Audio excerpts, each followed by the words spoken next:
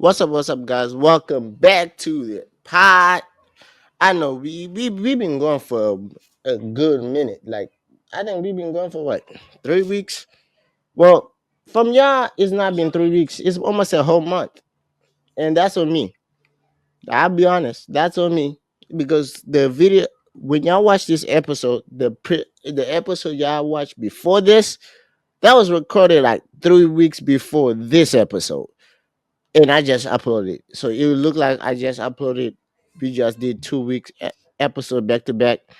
No, it was me being lazy. Well, not being lazy. It's me forgetting technically to upload, and that's why you haven't seen me on any of my YouTube channels, even the pod, my own personal YouTube channel. I haven't uploaded in almost a month or 3 weeks. The only thing I've been doing, I've been on stream. Uh, and on stream, I've been liking too. I'll be honest, I've been liking on stream too.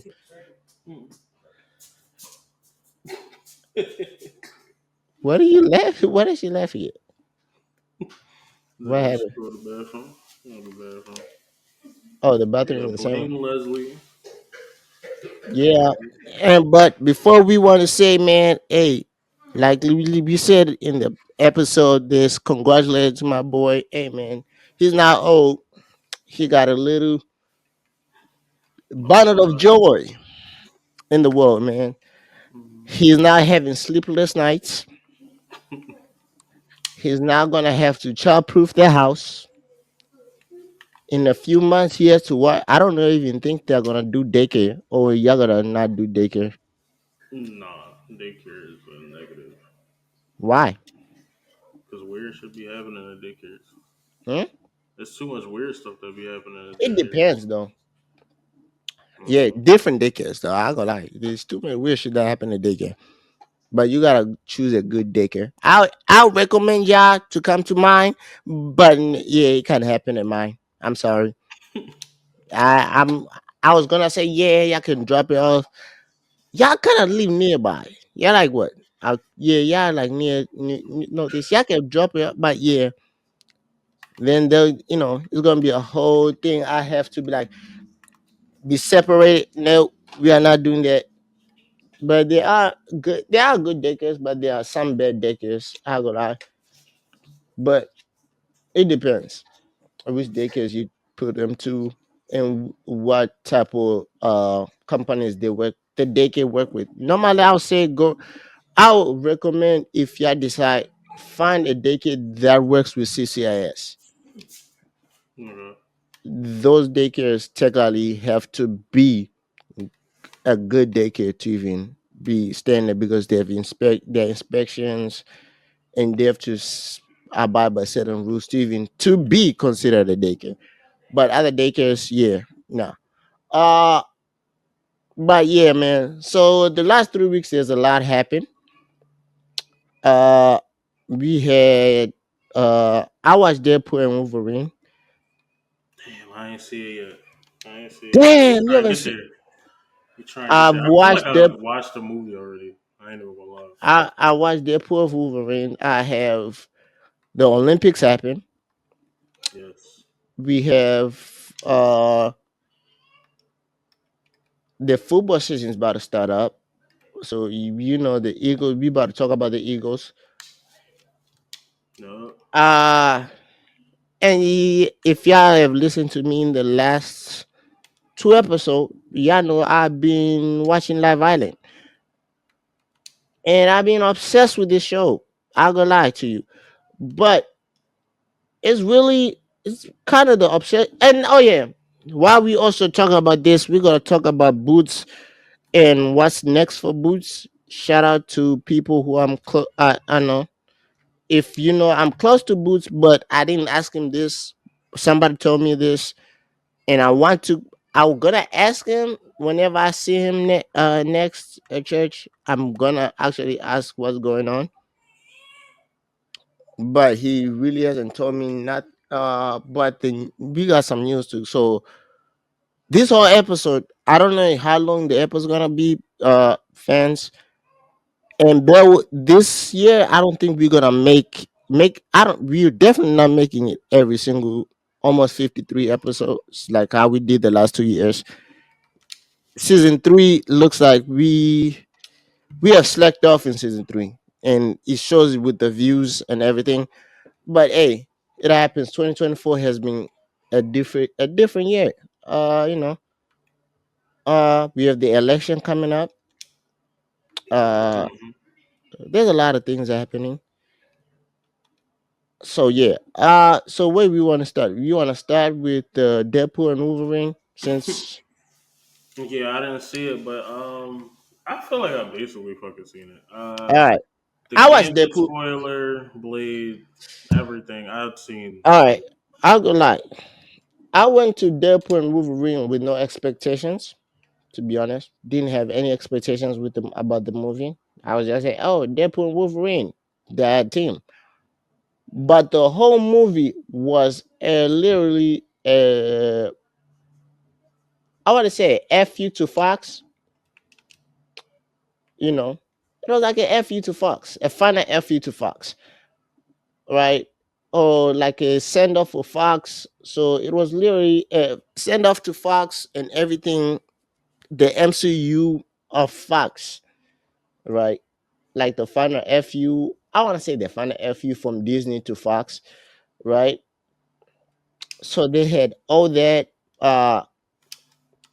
Having finally Deadpool part of the MCU, it was kind of weird because it shows most of the beginning part of the whole movie was Deadpool was finally what in a or he was working a normal job, no longer trying to be Deadpool, right? Mm, Uh then the reason why it was that he got rejected to join the Avengers. Uh so when he did all that, he got rejected to join the Avengers. Started working a normal job. June it was his birthday. Got kidnapped. I want to say he got kidnapped, but on the show they say he got called. It was not voluntary. They didn't call him. They kidnapped him from this guy, telling him that his Earth is dying, and because the anchor beam died, and come to find out the anchor beam for his Earth was Logan. When Logan died from the last Wolverine movie that we saw, when Logan actually died, mm, that's the anchor beam. So he went on different Earths. The I'll say the he went into the multi universe, right? Trying to figure out which Logan. Find different Wolverines from different universe. Finally found one Wolverine, but that Wolverine was had just went through some things where his Earth from his Earth he was terrible. Didn't didn't let his Earth die. He had done some terrible stuff. So they decided. So they he came with that Wolverine. They tried to save the Earth. But then the guy who told him that the Earth died was trying to do this evil plan to get rid of the Earth. Not watch it slowly down, but he wanted to get rid of it eventually, like just once, right? mm, So this got sent to this place where it was like where the place was the dumpster fire. You can't get out.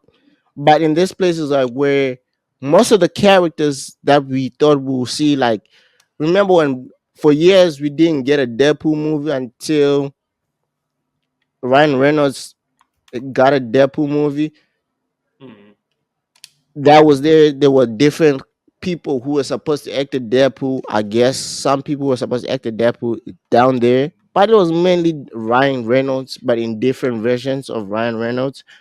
Uh, Fantastic Four with Kid, the guy who act Chris Evans, who acts as Captain America, Beck as Fantastic Four. Uh, then we have what, Professor X? Or who had the mind trick from the X-Men? Some, I forgot his name. I think Professor X had like the ability to mind read, right? Yeah, Professor Yeah. X.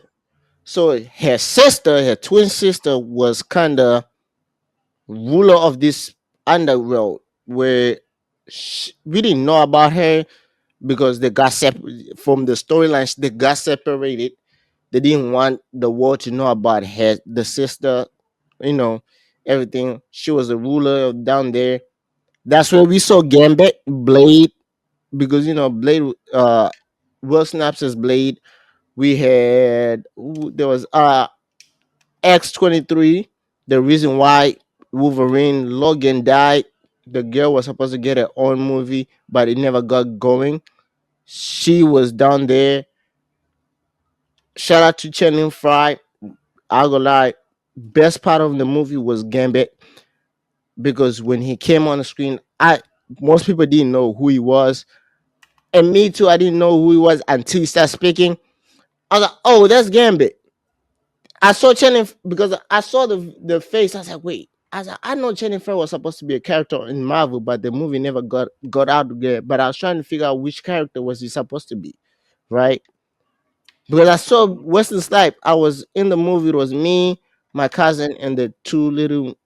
I call them minions, but the the two little ones, watching. So they didn't know much about comics. I started getting into comics in 2020, but I watched on TikTok. So I'm like, oh wait, I remember Jennifer was supposed to be a character. So I saw Wesley Snipes. I was like, Blade. And they're like, who's Blade? I'm like, yeah, you're too young to know who Blade is. I can't explain to you who Blade is unless you know. I don't know how to explain it to people who Blade was at the time. I'm like, Blade. Mm. I was like, he's a Blade, the first black superhero. I was like, yeah, I think is Black Panther, but he was our first black superhero. Yeah, Blade. Right. That's how I explained it. Uh then then X-23 came. When X-23 came, then the girl, I forgot what's her character name. The last person was Channing Tatum as Gambit. And I didn't know who his character was until you start speaking in the Cajun accent. I was like, I didn't know the name. I was like, the Cajun, I called it the Cajun character who's supposed to be speaking Cajun. Then he said it, they call me the Gambit. And I was like, oh, that's Gambit. I was like, oh, that's Gambit. Then Ryan Reynolds making fun of it. Do they? Or do you really want them to? He's like, they call me the Gambit. Funniest thing, even when he's like, where you from? He's like, oh man, I was born here. I think I was born here. Then he's like, if they try to go to Cassandra, that's Professor X sister, trying to make them get out of the, you know, this hellhole. Mm. But so they have to go there and manipulate it. And they were trying to get Electro's. The first they said they tried to find Electro's helmet. I think it was Electro. They were trying to get Electro to put the helmet on her head so that she can mind read and kind of force her to get them out. So they have this whole plan. Wolverine doesn't want to help because he believes every time he helps, he does the wrong thing. This type of Wolverine, he doesn't want to help. Mm. So then X-23 talks to kind of gives him like a motivational speech. He's like, the logging on you, yes, he always did the wrong thing, but but for the right reasons. And you are that, so they finally decide to go, right? They go to the fight scene, go into the campaign with Cassandra's uh compound, ready to fight. They get out, they're like, boom. They get out, they're getting ready, they're like, yeah. Then you see Wolverine come out, right? And then Wolverine is coming out. Hold on, we gotta wait for him to come back. Yo. Damn. What the fuck, bro? I need to wash my.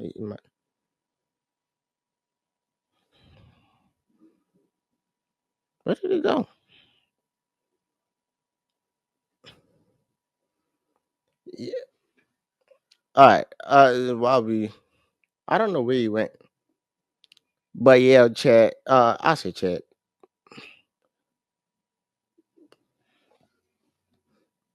I was about, where did you go? I was like, where did you go? Oh, well, I left my keys in the front door. What? Of Yeah, your house? yeah. Is it like a house or an apartment? So permanent. Oh, I was like, Yeah, oh, the neighbor knocked and was like, left your keys in the door. I was like, what the fuck? how many rooms in your apartment? One, Oh, bedroom, bathroom. This is the living room, and then the kitchen right next to us. all right. Yeah. So Couple yeah. bathrooms. So Gambit, right? So he comes out. Then Gambit was like, "I'm about to make a name for myself here." That the funniest accent. It was Oh funny, my god, that shit was but I terrible. go lie. You say terrible, but he actually did a great Cajun accent. Out of every Gambit that we have seen, he did a better accent. He did a better accent. Plus, don't forget, Tatum is from Mississippi, so he's used to speaking that. So when he did the accent, right, I was like, oh, at first I was laughing. Then I was like, oh yeah, I know. Then I was like, wait, that's a Cajun accent. I was like, Gambit is supposed to be Cajun, and he's supposed to be speaking Cajun accent. So I was like, I didn't mind. I didn't think it was terrible. I thought it was actually perfect for the Mm-hmm. character. He's like, I'm about to make a name for myself here. Then That joint was annoying to hear, bro. yeah, it was. When you hear it a lot of times it's gonna be annoying. But when you first hear it, when I first heard it, it was actually great, right? And then Wolverine's like, he's like, I don't think you guys make it out of here. He's like, just let people know what happened here. Like it was actually fun watching. Then he actually portrayed Gambit to the fullest.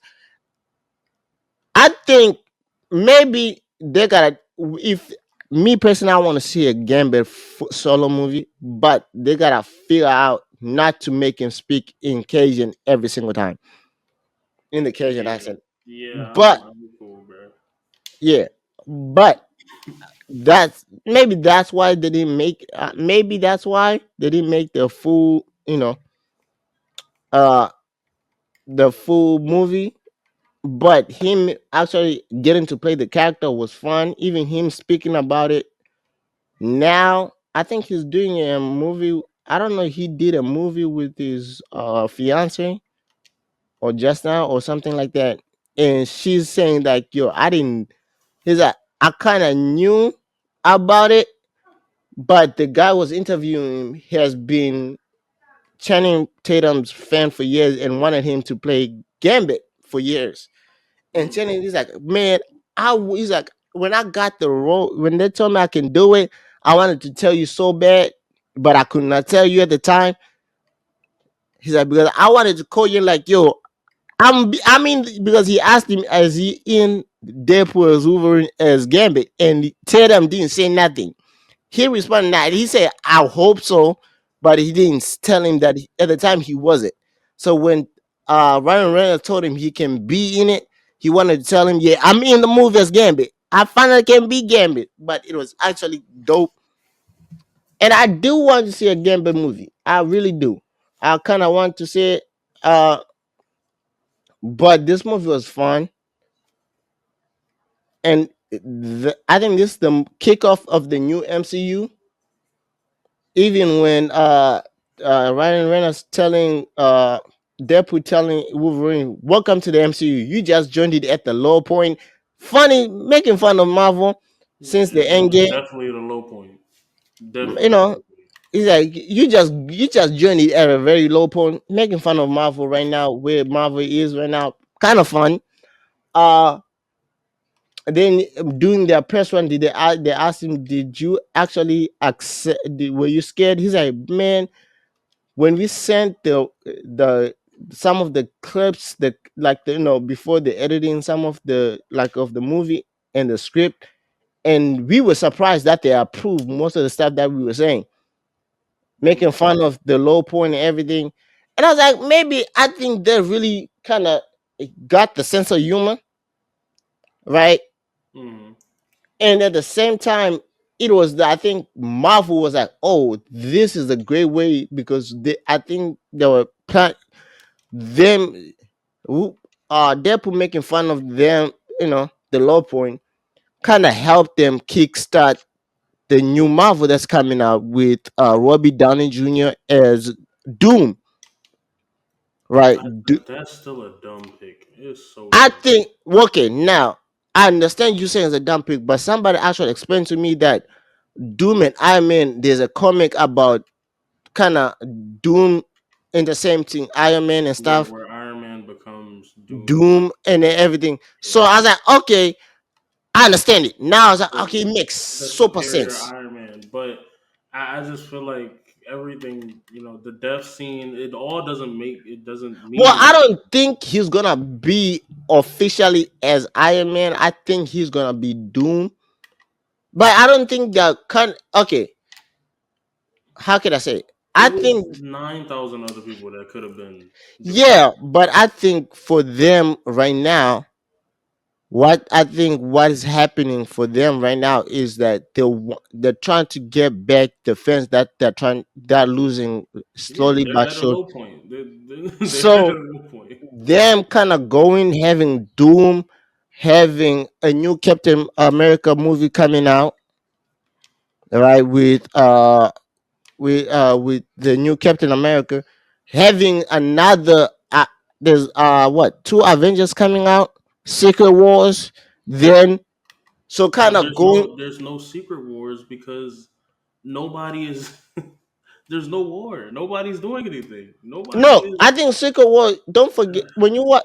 I think Secret Wars is gonna be kind of coming out later down the line after Doom because they're going. I think they're now going by the comic from what the person who kind of did the the person who's in charge of MCU saying she watched TikTok, King Lion TikTok, one of the big comic creators, and they watched. He has like a panel, and he asked the people like, what do y'all want to see from the MCU and any other, DCU, and everyone has said they didn't want to see the King and Conqueror Avengers, but they wanted to see Doom and Secret Wars. So he's like, so they are building it from the fans' perspective, what they want, the fans of MCU I want to see. So they're gonna go with Doom and then Secret mm-mm. Wars, and I then he's like, he's like, we are loosely basing it now on on comics, I and he's think like, Secret Wars is gonna be weak as hell. I don't know I yet. think It Doom is gonna depends. be weak as hell. I don't know yet. Look at the heroes. Look at the heroes. There's Right now, no star-studded hero other Spider than Man, Thor. Spider Man. Not even Spider Man. Spider Man pulls in with his own things, but as far as being an Avenger, it's Oh yeah, no. right now there's nobody yet. Right now, I think they're building it though. Don't forget, like, The good actual heroes right now don't even they're not even going to have a second movie. Like, oh sure, yeah, Black wait. Panther was okay, but Shang Chi is actually good. I think Shang Chi is coming. I think they're gonna have Shang Chi come back.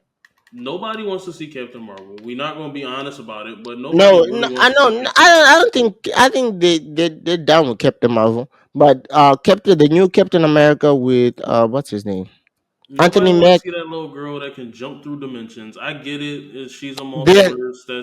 But come then on. I Nobody think cares. they're gonna Doctor go. Strange is cool. Doctor Strange Like, is cool, that's but I it. think right now, I think that I think before we get Doomsday, they're gonna build the superheroes like Captain America. Shang-Chi might. I think somebody said Shang-Chi, they're building the Shang-Chi movie. They're gonna have I hope so because he has they're, to make that movie. uh Black Panther, but not Shuri, but the T'Challa's son as Black Panther. It can't be his son. Doomsday is No, not. They're not gonna do a time jump, bro. no, it's well technically right now. Doomsday He's is probably not gonna jump through. He's probably gonna like walk through a portal, and it's gonna be a well. new black man. Like, that's it. Like it's gonna be Bro, no I don't think like the same. I'm not speaking about this. They'll probably have is you know no, Doomsday. but the what they set up was his son is supposed to take Yeah, the reins next, yeah. but he In can't Black take Panther them three, in real time. He can't take them for the yeah. next Right now in real 10 time, years. but I Like you think is got they're to gonna do push it. 10 to 15 years. Yeah, I think because they say the son is gonna challenge M'Baku. The script is already, well, not the script, but the synopsis of Black Panther 3 is already done, right? Shuri is gonna train the son to become the next Black Panther, and she's gonna then the T'Challa son is gonna challenge M'Baku for the Black Panther. Really not really much about that. But I say but it was actually a good movie. I'll give it a 9 out of 10. Fun. Reason why I give it a 9 out of 10. Really, yeah, I was scared that they're gonna censor Black, Deadpool since he's now on Marvel. But hey, they stick true to the character. Rated R for a reason. Breaking down that fourth wall every single time. I think he broke it down this time more than ever, with even Wolverine breaking down the fourth wall, probably part of my fun moments. But yeah, uh, Also, I don't think Deadpool's getting another movie.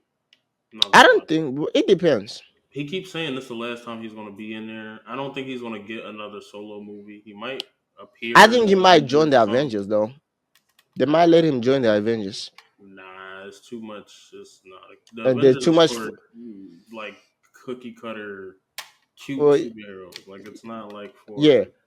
Uh, now what? Well, what else you want to talk about next? Because I got. we're talking about the Olympics.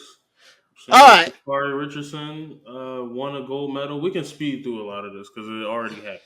all right, all Shakari right. Richardson won. Our track teams are beautiful. Wait, no, Noah Lyles whoa, won whoa, one time out, medal. time out. Nope, nope. We are not gonna say our track team is beautiful. No, What no, they won most of the gold medals. no, no, They no, did no, great. no, no, no, no, no. We gotta be specific. Which track team is beautiful and which is not. Well, the men's fucked up. The men's fucked up.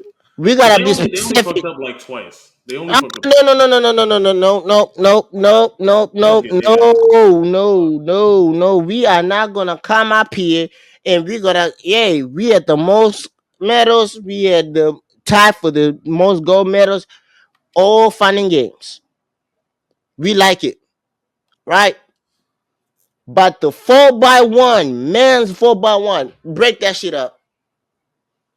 Yeah, Break it up. they Break fucked up. it up. No, nope, nope. This is, bro, bro. It's been almost 2 decades since we actually medal, actually won a medal in the 4x1 men's. Like, break it up. Like, we can't, no, no, no, no, no, no, no, no. We gotta break it up. And I might be tripping on that. I might be tripping, right? Right? I think the men, these are the people I want on 2028 Olympics. There's only two people who are, well, three, but two exactly who have, they should be automatically accept to be on the team. Everyone else, the other two gotta try outs. We gotta do tryouts. Noah Lyles, you get it automatically in. And Kenny Berneric, get it automatically in. Everyone else, fuck y'all. Y'all gotta try out. Y'all gotta try out. I love you, Christian Coleman. You'll be old by then. Best starter we ever had. But y'all gotta figure out that handoff.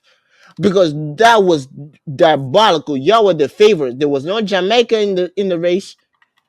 There was no other. You guys were the favorites.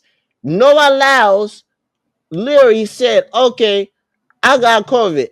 I can't run, right?" He said, "I can't be, trying to get myself healthy to." He was trying to get it out. Then he was like, "Nah, the team is strong enough to win a gold without me." and y'all put that performance out. No, we can't do that. No, we are not allowing that. I'm not gonna come up here and say that was a good performance. Y'all did great individually, but yeah, terrible as a team. And I think y'all gotta go when y'all do the camps or relay camps. Yeah, I think y'all gotta do that a year long around. Every month, the men, the women, y'all good. Maybe work on the stats a little bit, right? On the handoff, but y'all good. Y'all can take that few 3 weeks that they do for a relay camp. Y'all good. But the man, no, the man y'all got a whole year. Y'all not allowed. This is my thing. Y'all not allowed to compete anywhere else. I understand we the world champ. No, y'all not allowed to even compete at the world championships. Y'all not allowed until y'all figure this out. That every time we go to the Olympics, y'all can't medal. Y'all can medal everywhere else but the Olympics, where the world is watching. Nobody watches the world championships. And a few people were into track to watch the world championships, but the whole world is watching the Olympics, right? That's why it's called Olympic champions. Olympics. Yes, we're gonna talk about no allows, right? Because people, some I'm people sick of still. dude, bro. I'm sick of dude. I gonna lie. I think people. I think because the story, somebody brought out the story. I didn't know when the storyline happened. At first, I was like, okay, no allows, you're doing too much. But this was not this year. That was 2 years ago. Yeah, the world champions thing. We talked about it. We No, talked the about world it. champion. No, the Anthony Edwards. It was not this year. Yeah, it was last year. It was 2 years ago. That's even Before worse. that was 2 years ago. Before he won the world champion, and he was dealing with Adidas for contract issues, and Adidas wanted him to come back because he was, him and Adidas were going through contract issues to extend his contract, right? So and then the Tariq Hill when he said he did, and the video that went viral last week, and I'm like, yo, I don't think people don't. I was like, okay, I understand what he's saying. It was kind of funny at the time. That's when Tariq went to run at the lower tier racing, not the high tier, right? So he made fun of Tariq like that. And people was like, oh, he's saying that's how you respond to Tariq. I was like, no, he didn't respond to Tariq. This was years ago because he had blonde hair. I was like, he doesn't. It's been years since he had blonde hair in his hair, right? I remember when he had blonde hair. That's when he was not. He didn't make the team as a 100 meters. He made it as a 200 runner, but he didn't make it as 100 meters. That was like 2021 when the last Olympics, not this Olympics, right? I was like, yeah. When I saw the video, I was like, man, that's years ago. This is not this year. I was like, I know this is not this year, but one okay number not right. The men's, y'all gotta figure it out. Now let's talk about the 100 meters. Shout out to Noah Lyles, but I go lie, that was probably the one of the most exciting 100 meters we have seen in years. Yeah, yeah, it was I go close. lie, that It was was close. so drama because I watched it live. I watched it the very like when it was live happening live. I didn't watch the not like on replay. I watched it live, and I was like, yo, I because leading up to the thing, and I kind of saw it. I was like leading up the to the thing that was after the women when the girl from St. Lucia won beat Shakari, and I didn't know. I was like, wait, Shakari looks off. Then I found out the whole backstory why how Shakari And was if what happened to Shakari during the Olympics. I'm like, for her to damn, still get would she get second? For yeah. her to still get second despite all of that is crazy. It's Because I'm crazy. like, yo, so they switched out the rule and everything. Then I'm like, okay, cool. Shout out to you know, shout out to her. But I think it kind of affected her reaction time from the blacks because it happened in the semifinals when the day that happened. Then the next day it happened on the final. I think the reaction time was kind of off. Uh, when we then when it came to no allows, I was like. The one thing I was like, I was like, okay, the best chance we have in winning gold is Noah, because the Jamaican was stream running everybody. I was like, Noah Lyles is the best chance, because what I was explaining, I was like, Noah, his top end speed with Noah Lyles can match the Jamaican, right? So I was like, Noah gotta have a good start. That's Noah's kryptonite whenever it comes to 100 meters. A good start. I was like, if Noah gets a good start, and after 40 meters, if he's near Kishan whatever Thomas, it's over. I was like, Noah's gonna win. And they when I saw that dip, because everyone was saying, oh, Kishan ran the, people were talking 9-7. He kind of eased off the gas. I was like, yeah. Then I was with Shannon Sharp. I was like, he didn't get pushed yet. I was like, I want to see if somebody's next to him, how is he gonna react when somebody is feeling that pressure of like, okay, I'm running my hardest and somebody's still next to me. How is he gonna react? Like after he's like after the start, I was like, after 40 meters, if he's feeling that he's somebody still, on his shoulder, breathing next to him, how is he gonna react? I was like, then I was mad because that's when other people from the, other people from the team USA saying that the Olympics kind of did favoritism with the line because they put Noah Lyles out near a line. I think he was in lane 8. I was like, why did y'all put Noah Lyles in lane 8? He had one of the fastest times in the semifinals. I was like, put him next to Kishan, because I wanted to see if Kishan and Noah were neck and neck, right? How Kishan, or what, I forgot how to pronounce his name. How is he gonna react? And I saw the race, and he was like, when Kin, uh Frederick Kelly was next to him.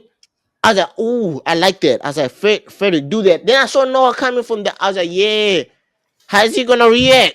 I want to see it. And then I was like, I saw him. He tensed up a little bit, because when Kelly was next to him, he felt Kelly's energy, so he knew that he beat Kelly, but he could not see Noah. And Noah leaned with his head. I was like, okay. I'm like, who won? I'm like, it looked like the Jamaican one. I'm like, Noah kind of lost. But then I looked again. I was like, Then they showed Noah because Noah was like, yo, you got it, bro. I think you got it. And they showed it. I was like, Noah won. I was so happy. I was like, finally, we finally got a gold medal in the 100 meters since 2004.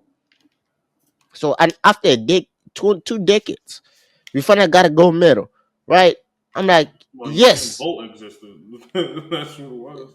yeah. Before Usain Bolt came on the scene, I'm like, yes, finally, right? I'm like, yeah. I'm like, oh. Then I saw I was like, I know I gotta run. I think it was the next day. I said he gotta run the 200. I'm like, he just put out a lot to even catch up and win this 200. I don't think he got a lot. I was like, he's the favorite. I was like, well, he gotta worry about the Botswanian and Kenny Benerick. That's the two people he gotta worry about. But everyone else really ain't much to worry about, right? So I think, me personally, I was like, okay, he doesn't have to worry about. I was like, one thing about Noah is if after the curve, after the 200, if he's near somebody, or if he's a little bit ahead, it's over with in the 100 straight away, because Noah's tapping speed is near taps to nobody, because he's the nearest to beating Usain Bolt's 9:19 record on the 200 is Noah, right? I was like, yes. So I'm like, yeah, I saw him come out the premiums. I was like, hey, Noah ran good. I was like, he looks like Noah is just doing what he did in the 100 meters, like just running, throughout the rounds. He's gonna save up the energy, right, for the final. And I think people thought that he made it up. The COVID, he made it up. I was like, no, me personally, I didn't think he made it up, because what I saw, the difference between Noah at the semifinals and Noah on the finals, with literally night and day.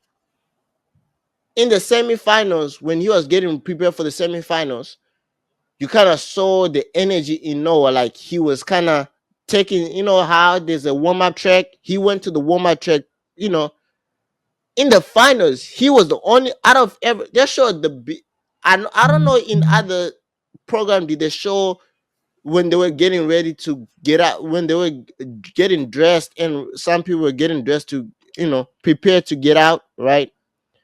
Noah was literally away with a mask. He was wearing a mask away. You kind of saw it. Then they showed Kenny Benerick warming up. I was like, wait. I was like, then to Bogo, somebody reached out to Noah, and Noah was kind of telling them, don't come near me, right? He was kind of stopping them from afar, like you kind of see him saying, don't come near me, right? I'm like, something's off with Noah. Then when the intro came, and I was like, yeah, something's off with Noah. I kind of saw it. I was like, the energy that he normally comes out with the intro is different. I was like, it's kind of different because I was like, when he in the 100 meters, he came out jumping hyper. He did the same intro that he normally does, jump like a Spider-Man, but he didn't do the extra stuff that he normally does. I was like, something's off. He just jumped and went straight to those blocks. He didn't go up half up, almost half the lap. Like he didn't do all that. I'm like, something's off. I was like, nah, I don't think no. I was like, maybe he's gonna win. I was like, something's off, but I don't, I was not confident. I was like, Kelly might win. I didn't think about the Tobago, the Botswanian to win. I didn't have him to win, but I was like, he had a good in the semifinal. He looked great, right? I was like, no, I might win just because it's the final. He might put it through, but I in my head, I was something's off. So when they ran, and I saw in the part that made me say, okay, no, it's not winning, is after the curve.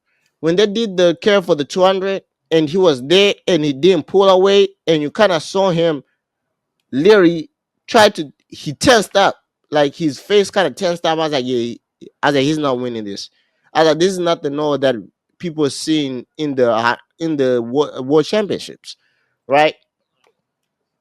So he tensed that he came third. Tobago came first, and you kind of saw him. He congratulated Tobago, and immediately I think even Kenny Berry and Tobago, when they did their press conference, they said we kind of knew. It's like one thing is like, to be honest, Tobago kind of say, I don't think this is the best we see Noah. He's like, I know this is not the best Noah.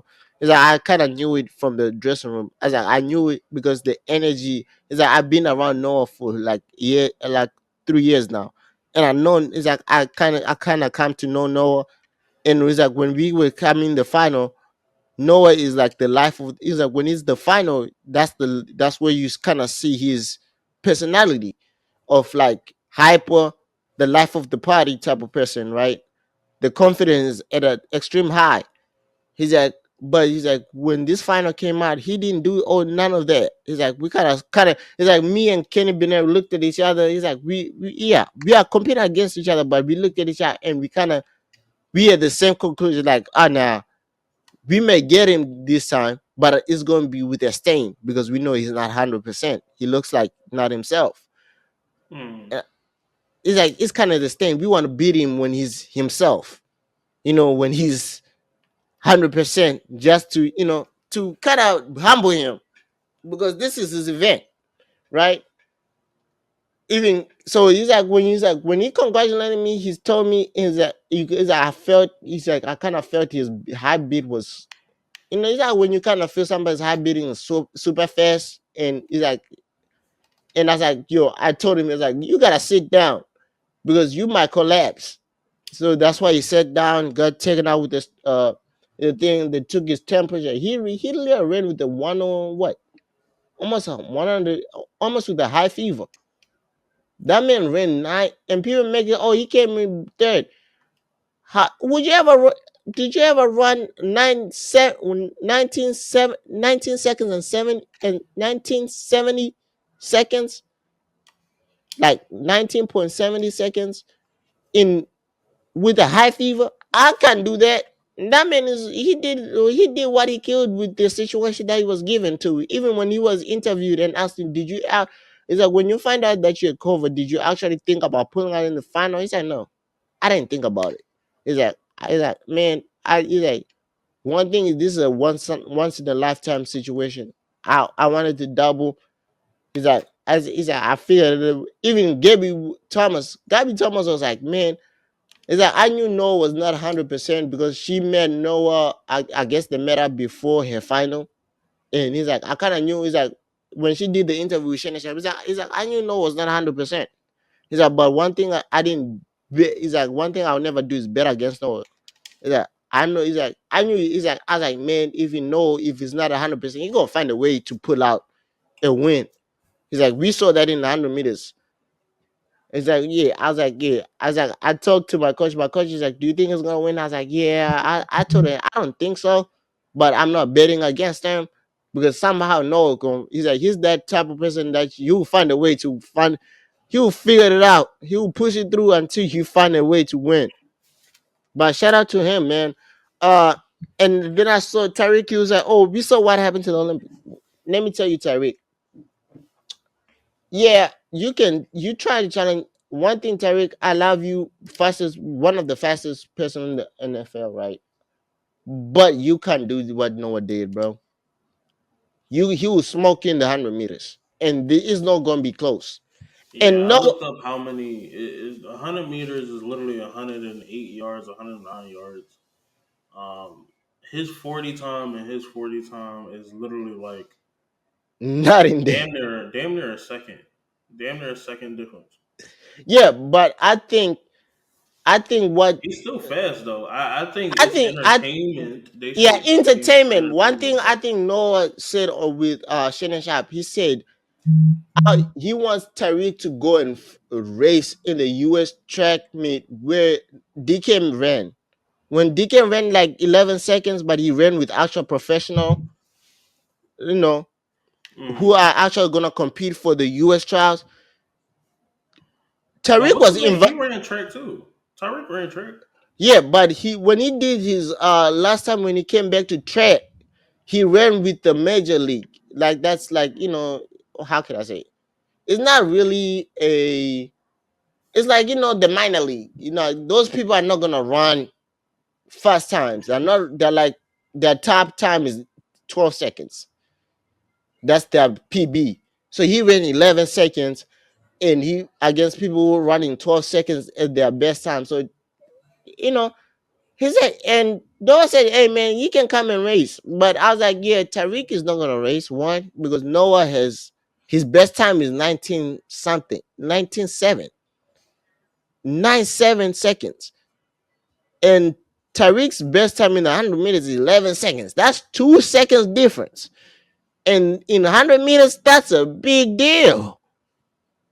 Yeah. If Tariq, if Tariq gotta be trained for like a year or two to even tap to get close to Noah for 9 seconds. But y'all do know he's naturally that fast, and he's running with pads, carrying a football, and fear of being tackled. Yeah, he's not just Take fast. all that No, away. I'm not taking what I'm saying. It's a lot closer than you think. Like I No, think that nigga's a I'm actually lot going faster by. than you think. No, me, I'm going by Tariq's track time. I'm not going about the time that he ran with the peasants. I'm going about the time that he clocked when he ran But his track. track time not going to be correct because one that's in the past compared to now. No, he But ran on track top of like that, a year ago. yeah, When but that you, was with the what was that 6 seconds? That's with the other people yeah, when he did that. 60 meters, 60 meters, that's still, it goes into track too, though. He ran six, yeah, but now, well, let's talk about the basketball team, man. Oh my God. God damn, man. His name is Wardell Stephen Wait, Curry. wait, yeah. Now we gotta say shout out to The internet Chef. is stupid though. The glaze on Chef Curry, and the glaze on Jason Tatum for him to score two fucking points in that final. I I'm I sick go of lie. people talking about basketball that don't know shit about basketball. I I'm go sick lie of to it. y'all, man. I'm sick I'll of be it. honest. And Noah Lyles. I'm sick of him too. He don't know nothing about basketball. You I know don't. he don't I know think. who Nikola Jokic is, but he talking Well, about they're not world champions. They're well, this. I think Shut he's. up. Well, technically speaking, to Noah Lyles' defense, right, for the World Championship, it wasn't about he didn't say especially the NBA. He said in the United States sports. He said the Super Bowl, but then he said the NBA like world champs. And what he was trying at the time. Now, people, this is why I was cut. Semantics, fucking semantics. He said he even Shut said the fuck up. They knew that he knew they was gonna win the gold medal. Come on, bro. What are we talking about? well, technically speaking, Talking I'll about go like I was nervous a little bit. I was nervous. The never. Serbia game. Hey, shout out to Steph Curry. You saved us, man. You saved us. The Serbia game, I go lie. I was nervous. I thought we were not making it out of there. That game was you know the two people that helped us. I'll be honest, Steph Curry and Joel Embiid. Those two people carried that in that game. If it wasn't for Joel in that fourth quarter, we were not winning that game. I'll be honest. The semifinal game, we were not. If Joel didn't decide, like, hey, man, let me take over a little bit. Let me score these 7 straight points. Let me get y'all let me hype up, get the energy rolling. Then Steph Curry started hitting up again from three. Steph Curry was hitting from three the whole game. That's why we were even in the game, right?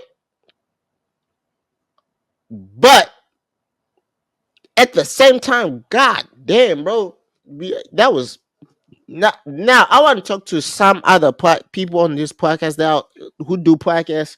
Some of y'all should not. Yeah, sometimes I need y'all to shut the fuck up. I'm sorry. Some of y'all don't need a podcast mic. Hey, Walmart, I think y'all need to start. If somebody comes to you and try to buy Walmart, Amazon, wherever y'all buy podcasts, wherever who sell podcasts, y'all need to start getting people to now to put out IDs. They gotta first give you a proof of they know what the fuck they're gonna be talking about on that podcast. Yeah, Saying mic that equipment should be a lot more expensive than what it is. mic equipment should be a lot expensive, and two, you These gotta setups not first they not cheap. first you gotta do a sample of any opinion you're gonna give, because what y'all was saying, someone said, oh, we didn't need Steph Curry, LeBron James, and KD. Nigga, we did. No, we needed every part of We it. did. He's like, we could have Especially with the won. coaching. I feel like the coaching He's was like, we iffy. didn't need Steph Curry, we didn't need LeBron. I believe we could have won a gold without three of them. No, we could not have won gold. With the We would ball have and been. Jason Tatum and Jalen Brown hands, okay. No, we would have not won gold. I'm sorry. That would be the first team like the 2004 the team that won bronze. That would be the first team to be like that. Then we had to bring back the Redeem team in 2028. No, we didn't. We needed it. The big dogs. How and called them the big dogs. We needed them. But I'll be honest, no. The MVP. Shout out to LeBron who won the MVP, but hey man, Team Houston's MVP was Devin Booker, man. Devin Booker, you gotta offend me because Devin Booker did every literally. Devin Booker was in the starting lineup, and people will forget that he was the one of the few starters who never got changed out of the starting lineup in the Olympics. No, They'll forget. I was thinking that maybe you should start Tatum over him. Maybe you should start Nah, this person over him, and then when you look at it, nah, he was him.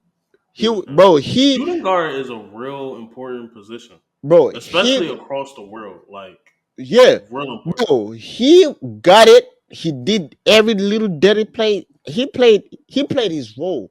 Mhm. Like, and the funny part is, like, yeah, we don't know Devin Booker as a person who defend. He was in that like against Serbia, he was in there, part of the defense, the team that was the defending team, like the people, the defender lineup. I'm like, whoa. I'm like, he then just brought up the tweet where Kuzma talked about after the World Cup, whenever they lost to in the World Cup, and say the team USA gotta have players who are willing to play their role. And the one Devin Booker said, "I'll do it," and that was this motto. Like literally, even Steph Curry, like he finally dropped because Devin Booker was recording from the video camera. He finally dropped what he was recording in during the Olympics, and Steph Curry was like, "Man, you are here. You were the hero." But he's like how? He's like, "Man," he's like, "Man." And was like, "Man, when I saw Devin start shooting, I'm like, man, this light skinned nigga, yeah, something got into him today." He's like, "Yeah, I knew something was into him." He's like, "Yeah." He's like, "What could say? I'll do it." Yeah, he did it. He did every little part. And I was like, oh, someone was like, oh, Jason Taylor should have took. No, Jason Taylor can't do what Devin Booker did. Jason Tatum put up 2 points after all of that bitching for benching him. 2 fucking points. I think y'all No for other stats. I don't. Y'all forgot look. that LeBron and KD is the greatest small forwards to ever play the game. I think So people he forget. can't start. Like, who is he going to start over? Shut up. LeBron or KD? I want to KD's say on the this. bench. I want to say this. What? Lyric. Then they will talk about Devin. I want to talk to the owner of Bastu. You're a bitch. You're a fucking bitch. Saying, "Oh, I'm going against USA because they're bet. I don't like LeBron. I've been a hater for. He's been my rivalry. That didn't, nigga. This is the USA. Are you French? Again, when did you speak we now? No." He's like, and plus how they're treating to Jason Tatum. What the fuck did you want him to start over? He's like, Devin, you can't say Devin Booker because Jason Tatum, his style of play doesn't play good without the ball. Tatum is not no guard. He can't So he can't play good without the ball. He can't do what Devin Booker was doing out there. Devin Booker was in there doing the dirty plays. He can't start over LeBron. He can't start over who else was in the starting lineup before it was Devin Booker. Somebody was in the starting lineup before that. Hold on. I Kawhi. They did no have Kawhi. no I'm Um, Tim that shit was hilarious. no Kawhi said, "I ain't going." no He dipped. Tim says I know they switched out Joel for AD one time. I yeah, think. that was in the it was not that was the Brazil game. The not the Brazil game. That was the Sabia thing. There's wait. What the fuck. I'm looking for where's the Serbia game? Where's the Serbia game? Olympic Games.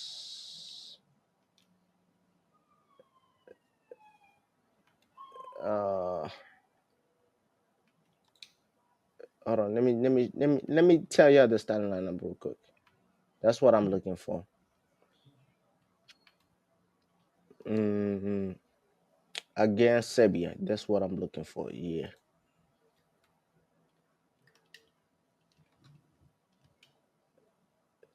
Wait.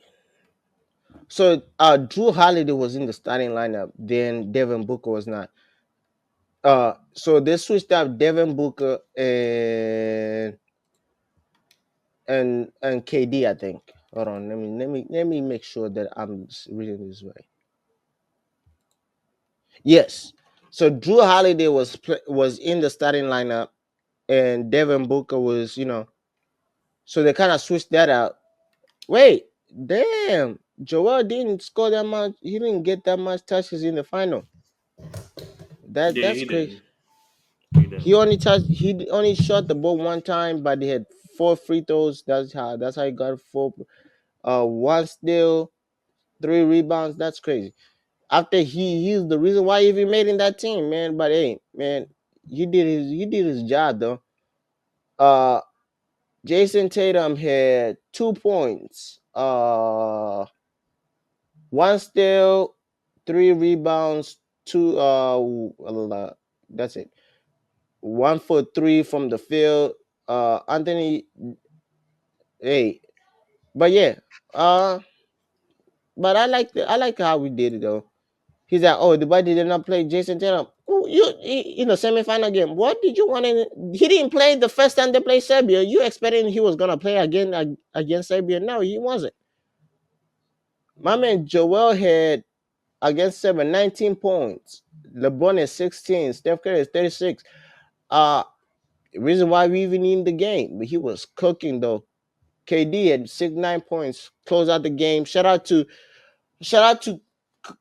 Carmelo should be the next head coach for Team USA. I want to say that from now on, Carmelo Anthony is our Team USA coach because he was the coach in the last fight, the fourth quarter against Serbia. He was the coach. We didn't, whatever, Steve Kerr was not the coach that last 5 minutes. He wasn't a coach. But yeah, that's, the women, we be friends. Good game. Steph Curry sent them. Yeah, man, France played great. They The were doing women a cut. almost lost. I was Women. surprised. Now, I I was want you to surprised. understand. Now, you understand why they didn't put Karen Clark in there because we didn't need Karen Clark. Can't do shit what they were doing. Man, they were playing physical out there. That's why Karen Clark didn't go on the team. We all got to be honest though. Caitlin Clark and Angel Reese is breaking so many WNBA Yeah, records. that Kind doing of don't great. make no sense why they not on that team, regardless of whether they're Nah, healthy or not. nah. After I saw, I feel like a couple people could have came back because DT she been there how many times? This is what her sixth one. but if actually Don't stay no, man. no. After I watched the game, man. DT was actually, I think Caitlin Clark would have had too many turnovers. I think Angel yeah, Reese may is a small may have cracked under pressure, but the way yeah. come on, she just put up 19 points and 20 rebounds. No, Tatum just put up 25 and 9. no, Yo, we not gonna act like they not Larry Bird yeah, and no, Magic right now, bro. They no. cooking, bro. I They ain't gonna cooking. lie. I would agree with you earlier on before the knockout stage. I'm like, hey, you could have put them in and do, but I was like, then I saw how when it came down to the knockout stage, how the other countries were playing Team USA. Then I was like, okay, I get why. Yeah. The, I understand why I they're was not like, okay, I get it why they were not put in there yeah. because I was like, it's gonna. I understand popular to get the popularity wise. It was, but then when it came down to it, I'm like, like DT was like literally became like in the semifinals. DT was like yo, we gotta stop this. Even in the final when they were like kind of trying to when France was doing their comeback, DT was literally became the coach. Like she was the leader. She's like yo, we gotta stop them. We gotta do because they were making threes. But No, shout out, veteran leadership is definitely important. yeah. I'm not But trying to knock that. I I'm just don't know saying who that on the Angel team they Wilson. could have replaced because everyone played. It's I feel different like for team. Angel Wilson could have been that leader. I feel like other people could have been that leader. Yeah, but I don't Like think because this is Asian Wilson second games though. They didn't have yeah, like but Team USA. she's won two titles. Yeah, she has one two She's title, won two but for titles but only don't forget how. and a gold medal. So that's three. That's three times. She But won on yeah, every level, bro. but Somebody yeah, could be a but leader and she not can be have a leader. 25 But when years it of winning. comes, like, I think Camille kind of put it this way: when it comes to the for the Olympics, is like people who are leaders and one on the WNBA everything is different because he's like Cayenne was surprised how much respect Camilla got from other countries when he was at the games. Melo gave them niggas 39 or something or 50 in like three quarters. Stop playing, bro. No, He gonna he get nothing actually but is respect because he was cooking.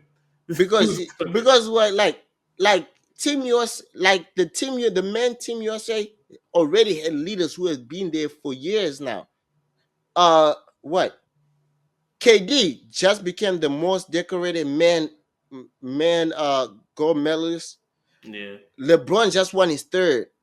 Hmm. So they were the for these games they were the leaders. For the girls, they didn't have that leader except for DT. They didn't have girls who have been there I don't know, man. for a long time. Now, I think Brianna Stewart and Angel Bill, Wilson was enough. yeah, I really feel like but they was let's enough. I'm They talking won like, on every level.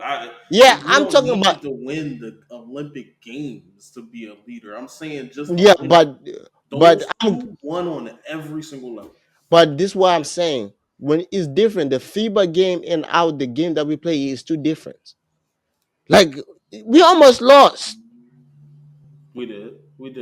But I I feel like think for with that game, Caitlin DT, Clark and Shorty, we would have probably lost. We would have probably lost that shit. yeah, I think for that 20 team, I think for that team, DT, like the last Olympics when Asia Wilson was first going to the Olympics, it was Subed and DT, right? Subed retired after that, DT still playing.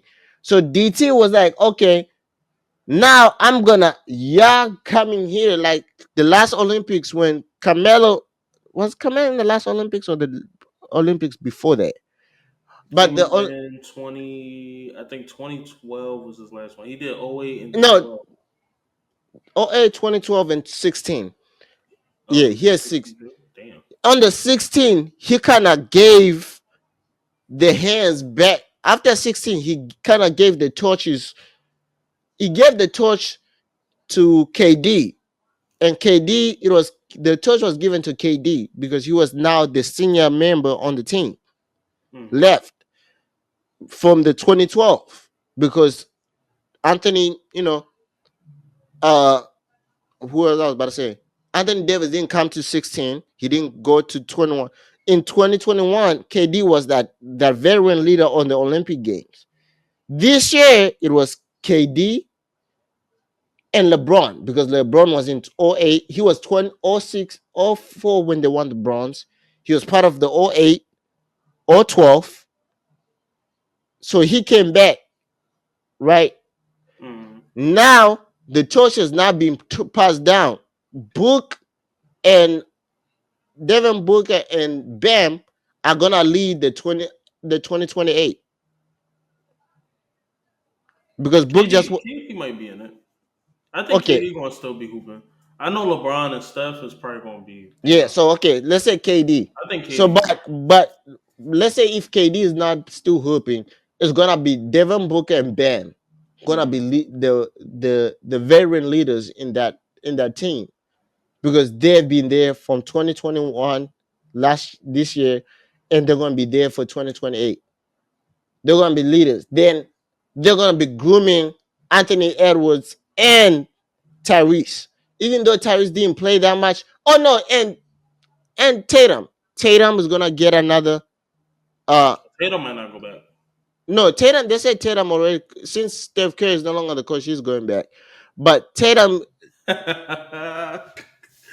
They hey, got the coach fired, bro. He is so I'm ill. gonna lie. I don't think it was the. I I don't don't think. like Ball at all. He is terrible. He I is don't think terrible. Tatum got the coach fired. I think the people who got the coach fired was Steph Curry, LeBron James, and KD in the fourth quarter against Serbia when they started talking to Melo instead of Coach Curry. Well, no, Melo was out there. He was calling stuff out. Yeah, Honestly, it's a couple times where you should be able to go down the floor and just give the ball to the greatest scorer of all time, and just let them and just move out the way. We don't because need to I think like. I don't understand why we because running plays I how think we I think literally run. somebody said I think it was Anthony Edwards. He said we were on the floor in the fourth quarter at the beginning of the fourth quarter, and that's uh when after Joel came in and scored, like they were still down by 15 and Joel brought it down to single digits by himself. Literally, he's like, Carmelo was like, yeah, give the ball to Joel. He's gonna bring it back. He's like, we have it. He's like, give it back. He's like, give it to Joel. Scream for Joel. And he's like, when Joel had the hard hand, Melo was like, yeah, feed it to Joel. They're attacking Joel. Joel's gonna get us back because they're focusing on Joel, so he's gonna get them in foul trouble, and we're gonna attack from there, right? Then he called the ISO for KD. He called it the screen for Steph Curry. He called. I was like, okay. I was like, at the point, I think at the point that's when Cayenne was like, I think he said Cayenne has never seen. He has seen every level of Carmelo, right? The Mhm. NBA, the NBA Carmelo. He saw some of the college. He's like he kind of saw. He learned about the college Carmelo, but this was another Melo he had never met. He's like, this is the Melo he has never met. The Team USA Melo. He has never met this. So he's like, so when he came to the games and he's seeing the respect, like, yo, I get that respect. You know, that was different. But yes, uh, that was that was in the Olympic Games. But now let me keep we got a lot of things we gotta cover a little bit. Uh, Now let's talk about Joran Boots Ennis. And this is not about Boots Ennis. This is about the belt that he's holding, right? The IBF. IBF as a company, what the fuck y'all thinking? This is I'm just I what's the problem? Y'all should just let Boots get the other belts because now this is what I'm gonna look right. Welterweight. I'm gonna tell y'all the reason why I say what the fuck they're thinking, right? Welterweight, right?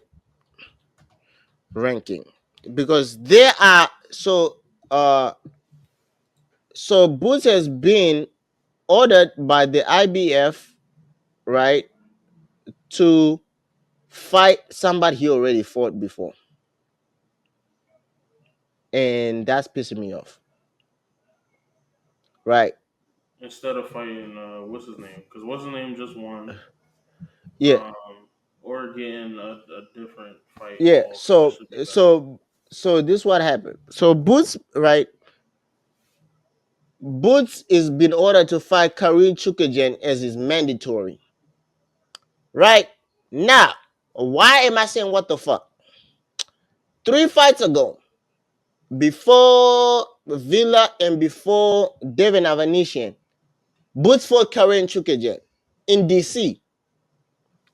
Why did I specifically say in DC? That was the fight where Boots went 12 rounds. If you ever noticed the joke that came from Gilly saying the guy Boots got out of, I think it went viral when he's like the viral video of Boots in the like in the hallway and Gilly say, "Hey, Boots, we just calculated Boots. He got about 15,000 steps tonight in the ring." That's the fight because Karen Chukayan didn't come to fight, and y'all want that nigga to fight Boots again. What the fuck? We saw the fight. We watched the fight. Boots won every round, clear as day. He didn't knock him out. Yes, he didn't knock him out because Karen Chukayan was running. So y'all want Karen Chukayan to get knocked out? That's what y'all want. We don't. I rather, you know what? Yeah, I rather yeah, do. Put bet. Okay, Conor Ben. If I say Boots fight Conor Ben, I would have said okay, good. I agree with that, right?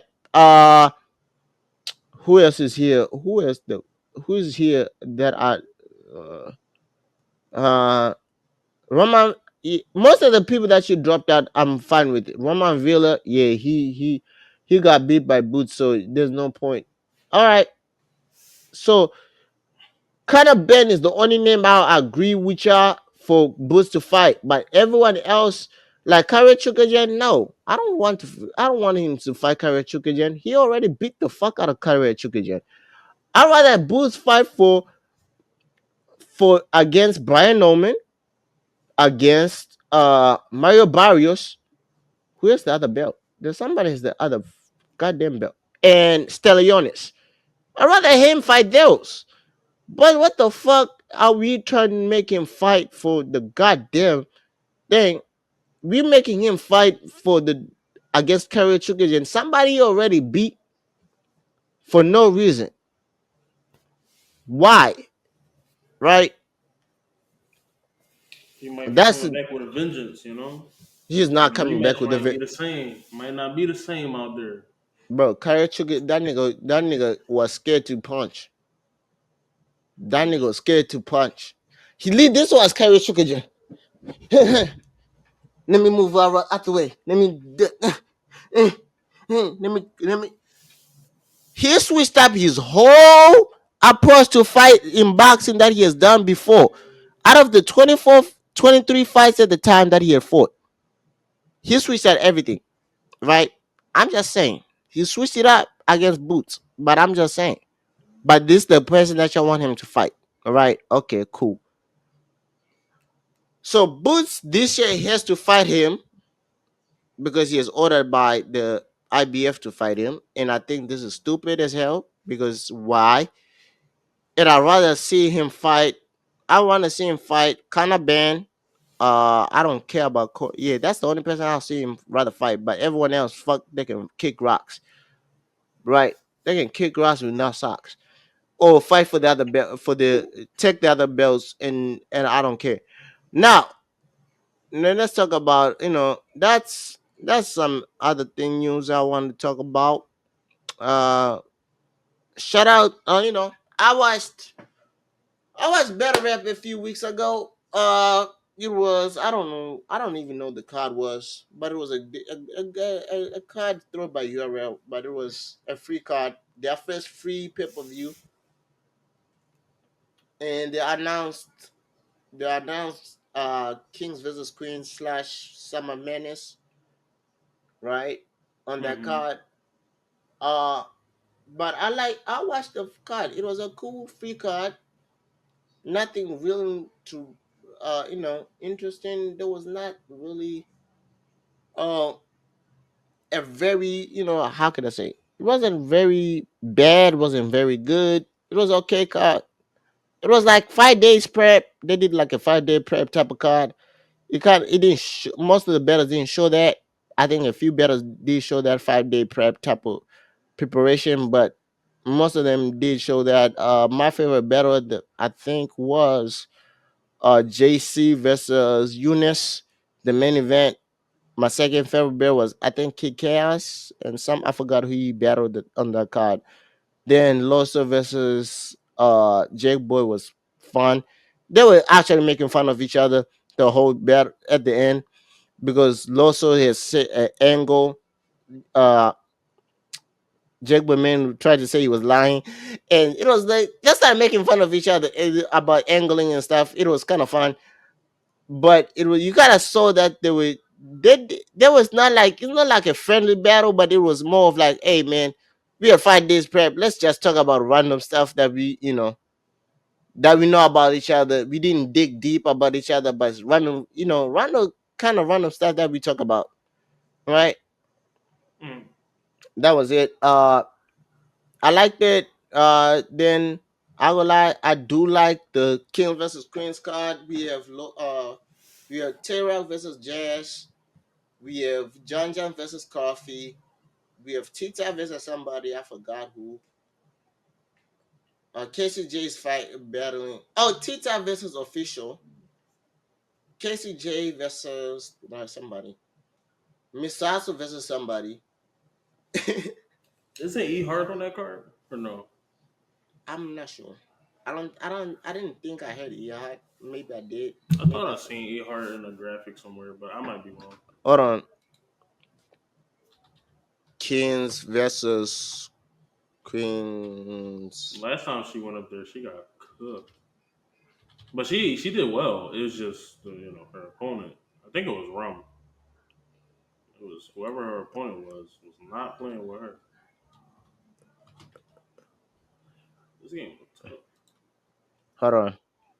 It sounded like a good card though. It sounded like a solid card. I don't know. I feel like I keep saying the same thing every time battle rap comes up in this podcast. It's I don't know. It lost its thing. It lost its luster. I'm cool. Hold on. Um, that's not a bad card though. I think John gonna go crazy. I think Jazz and Rock is probably gonna be crazy. Um,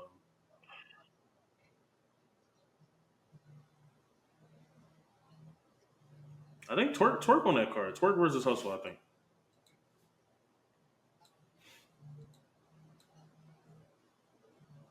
Um, I like Official versus T Top. I like that one.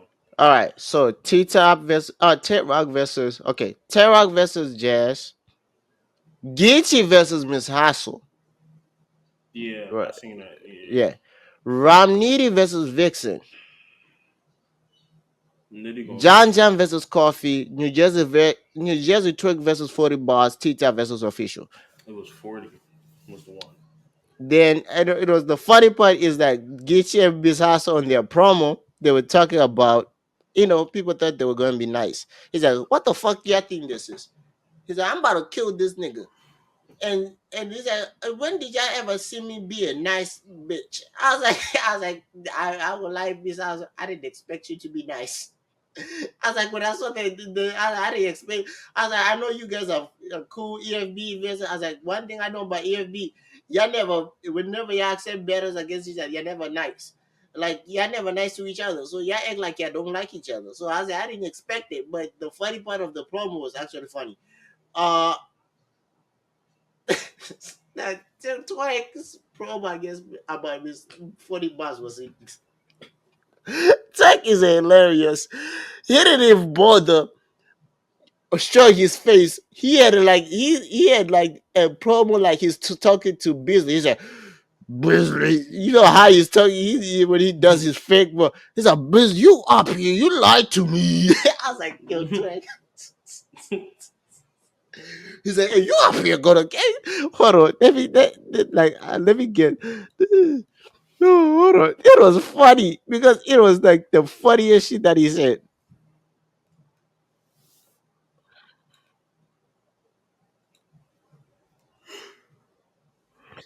He said, "You dare summon the king." He better not choke versus. Now. Why did you bring this thing hasn't Not choked? two jerseys. Not two jerseys. No. Now. Why you have you bring? You see, I think you jinxed it. This thing hasn't choked in almost 2 years now. Oh, so he should be fine, right? He hasn't choked in two almost 2 years now. He better not choke versus her, bro. He better kill her ass.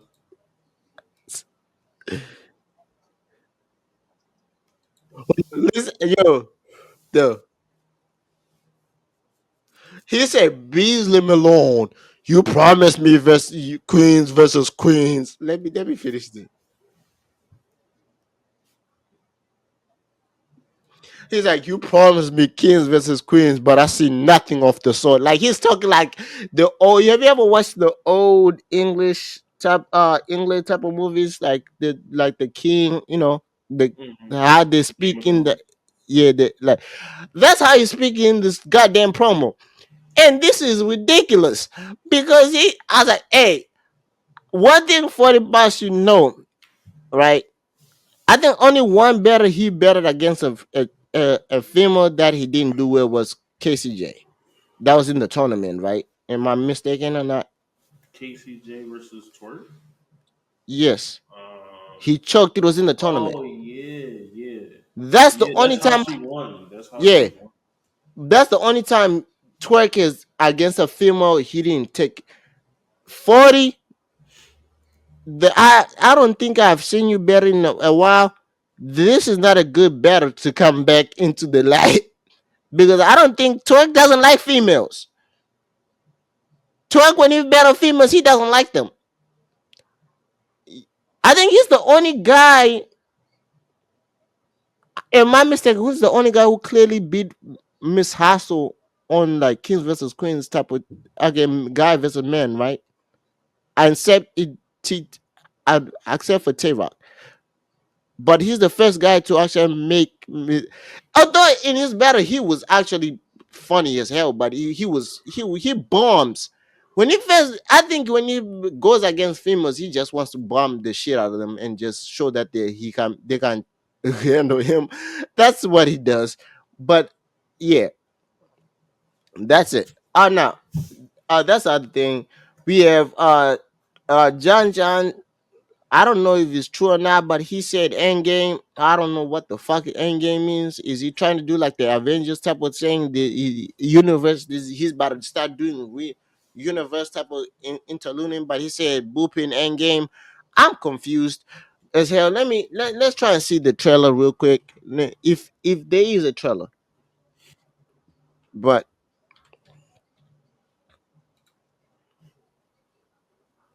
right, uh,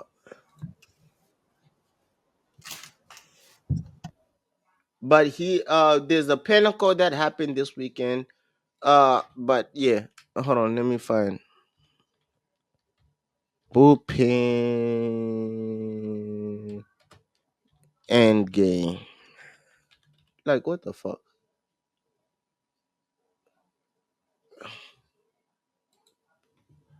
Like yeah, but yeah, that's the other thing. Now let me talk about like I said earlier. I've been obsessed with uh what live I was about to say Love is Blind, but Love Island. Uh, shout out to who I'm about to say. Shout out to Cordell and Serena for winning the show. They won the show. Had the won money. I think I said that in the last time, but yeah.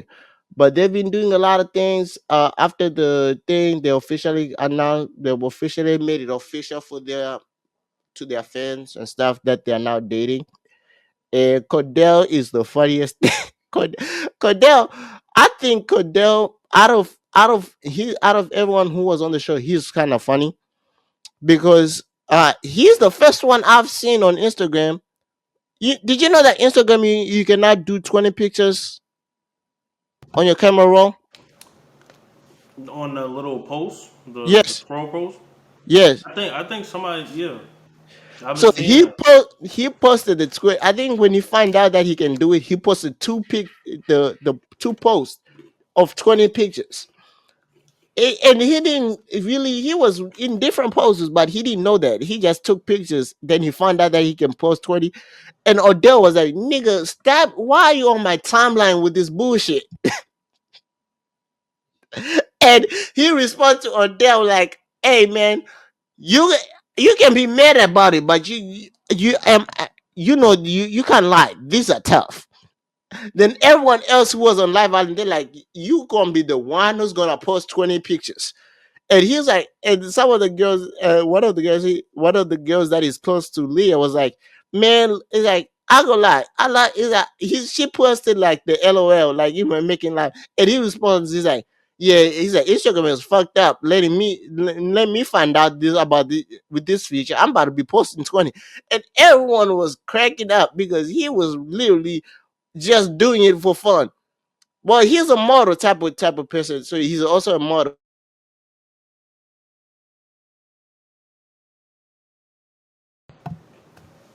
Uh oh. We have some tech, Uh oh. yeah. But yeah, so he did that. Technical difficulties. So he did that. He posted that, right? Then he posted his Cheez It. He finally he got a sponsorship with Cheez It. He got a sponsorship with glasses. Glasses type of deal sponsorship. Here's another sponsorship, bro. This man, since one, he has worked out. No, the funniest thing I've seen from them. One thing I noticed that is like the main characters. I call them the main characters of the show. The black people on the show. They actually made they after leaving the show, they made it more interesting. But because Leah is not black, but she's Persian. She's from Persian heritage, right? She's actually funny because she was Cordell had came back to LA to help Serena move into a new place. But he had got Chizit had sent him Chizits. He said on the show that his long term deal was getting a sponsorship with Chizit. I don't think he was trying to be funny, but he also type of person who say random stuff. So he said it. So Cheez kind of, has been in contact with him. So they had sent him Cheez and he had Cheez at the girl's place, and he was not there. And Leah was doing a TikTok where Cordell's girlfriend Serena was calling it, and she said, can't help you. I can't physically get up because I'm eating Cheez-Its. And in the caption, she's like, I'm Cordell, sorry, I'm in your stash. And he responded, he's like, get away from my stash.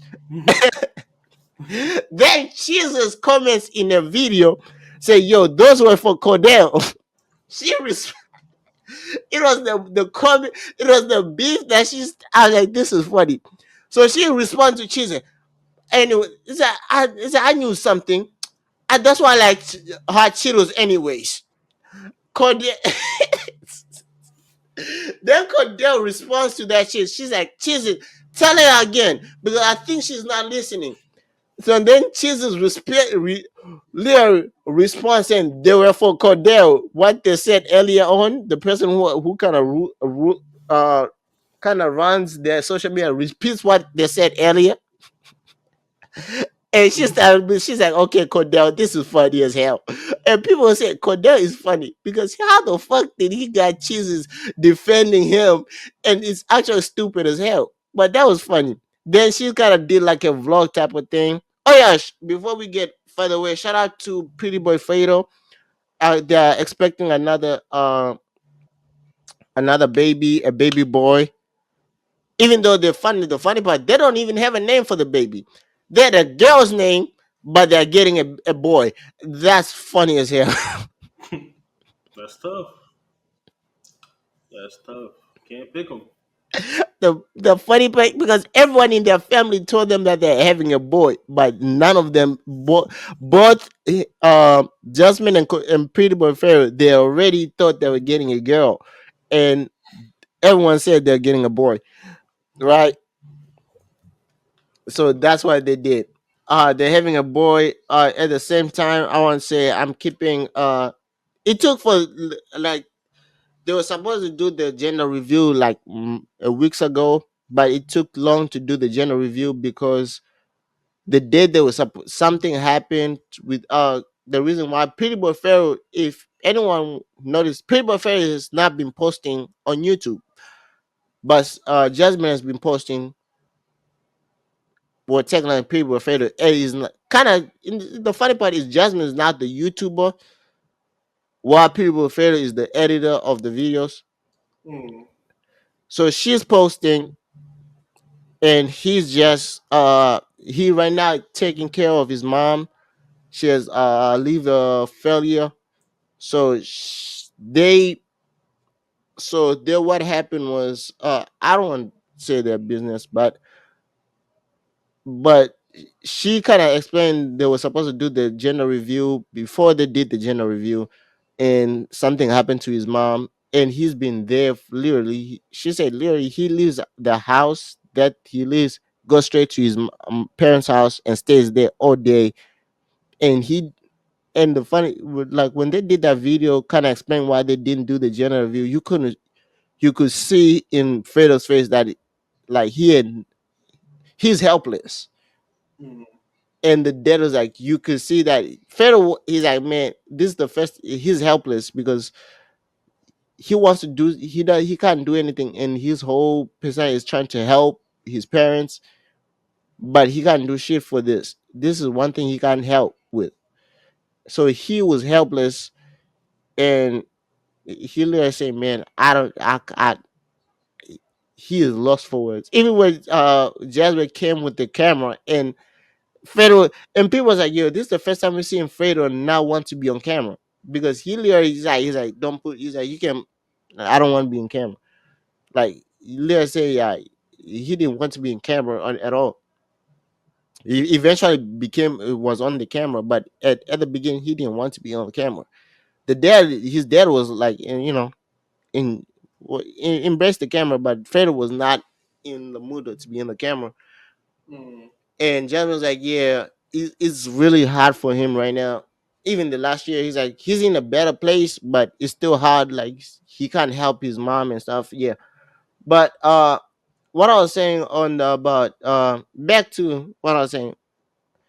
So I was, I noticed that the something I've noticed watching Love is Blind, I said Love is Blind, Love Island, is that most of the castmates after leaving the show, they I don't know if the producers do this intentionally or it's unintentional, but most of these people live there with mental issues. Like I go lie, they leave the show and they're broken. Not everybody, but most of them.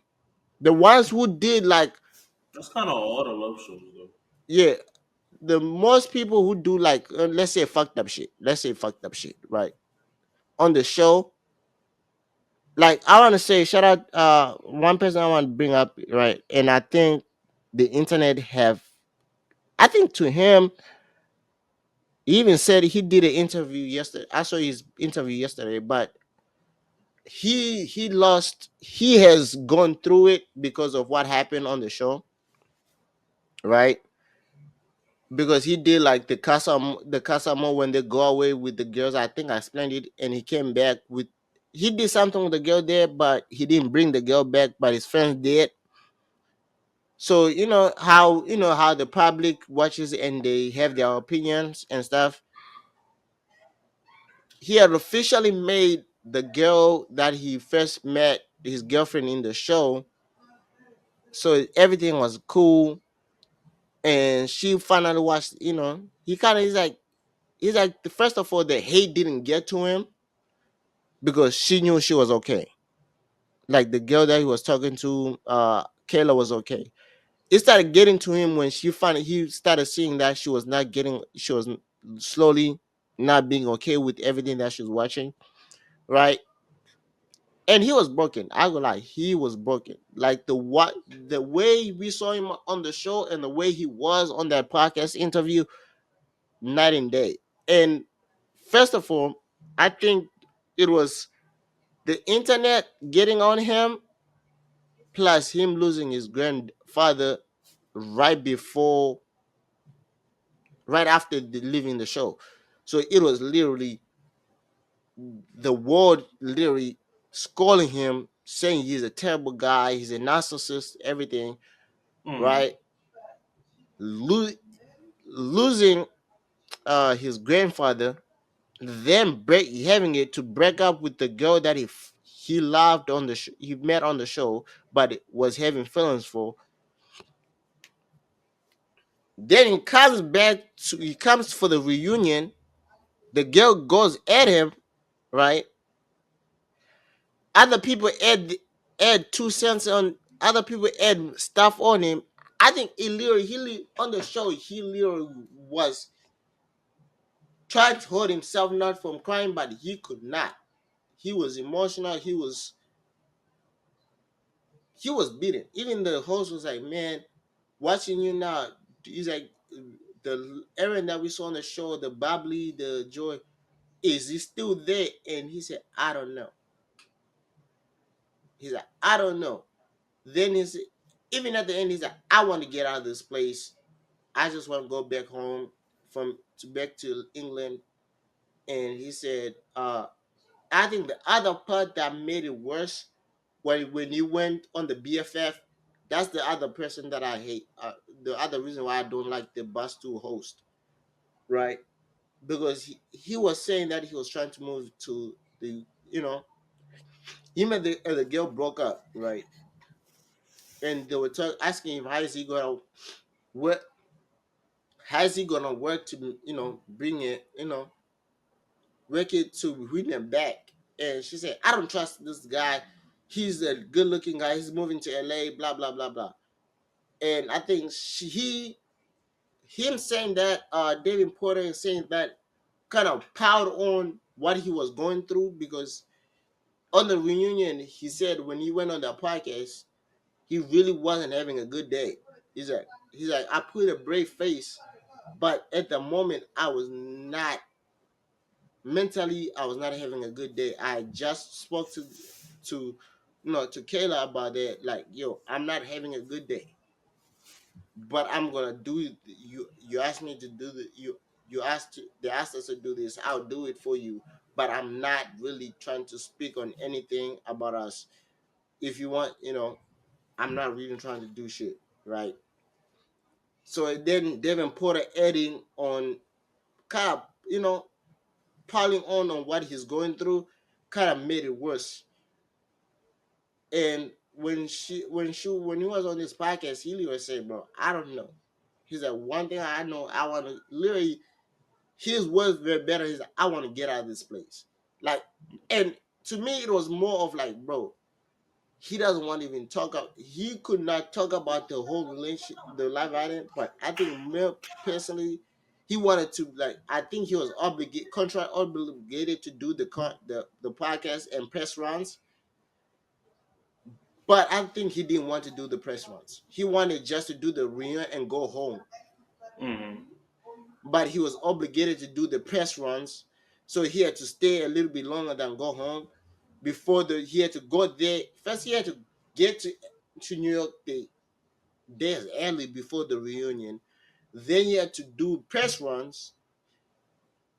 Then he's doing press runs. He has to do this podcast right after the reunion that his part got signed up to do right after the reunion. And then you adding more stuff on this man. This man really, on every press run, he really didn't want to talk. He signed the person that they saw on TV and the person that they got after leaving the villa is too different. This man literally said, "I want to go home, and I want to go back to do whatever I was doing, trying to get my back to my old life." He doesn't care about shit, right? That's one person. Now the other person that I have mental issues. Some other people, I don't believe that. There were some people after the reunion before he went on Peacock, they were talking about mental issues. Some of y'all, I don't think y'all have mental issues. Y'all just said it just to say it, right?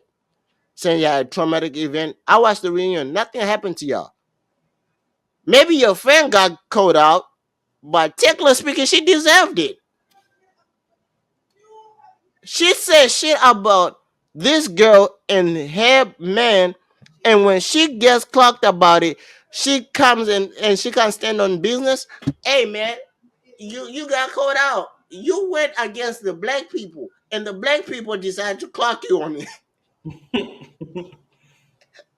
You gotta if you can handle going against black people, don't talk shit about them.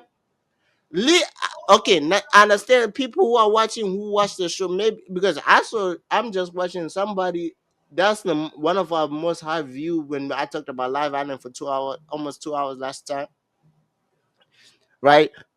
Mm. That's one of my most high views this month. But so I'm Leah is not black, but her actions is black. The way not X, I want to say X, but how she carries herself, her character and her personality is like a black person. She's blunt. She says what she wants, what she's feeling, and she doesn't care. And she's about that. That's why she's part of PBG. If y'all hear online they say PBG, the PBG from Live Island, Leah's part of it. She's one of it. And the funny part is because two of them are black, and then there's Leah. Because but Leah is I'll call her black because the way she's patient. So hey, she's kind of half black or a quarter black, but she's funny as hell. So she checked the girl for coming at her, and people are saying that, and the girl's friends were like, "I had a traumatic event, stuff at New York. None of y'all had were dealt with. The only person who's supposed to have traumatic event of coming to New York is Kendall, and that man was. I feel sorry for that man. I go lie.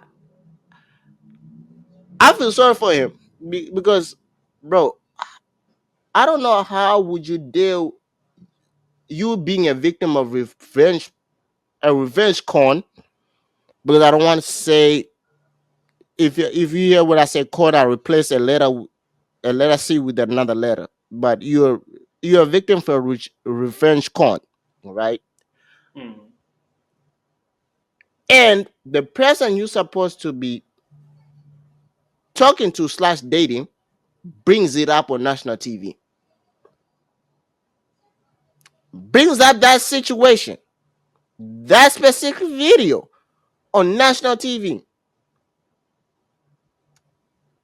And she tries to make your situation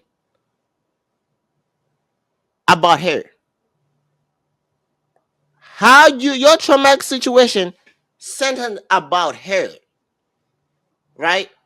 Then when you try to explain it, she doesn't want to hear you,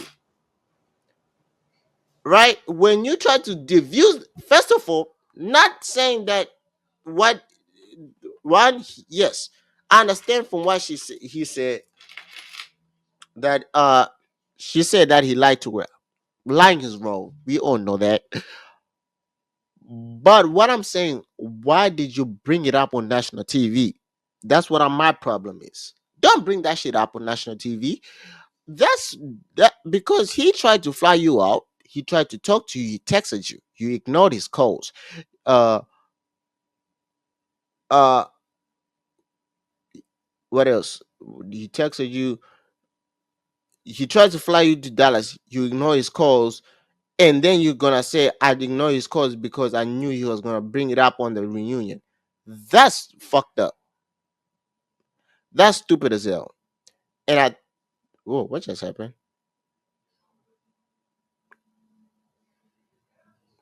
I don't know what's going on, but yeah, that's fucked up. And I think that's really weird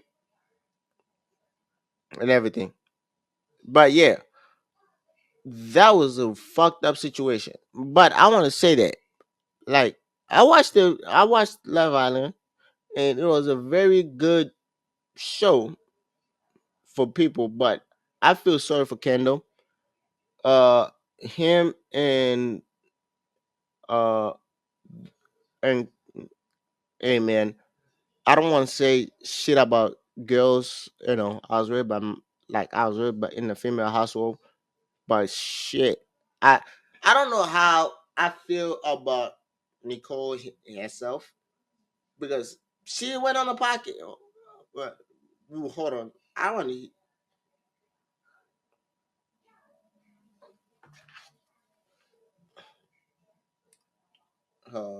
What's your hidden talent though?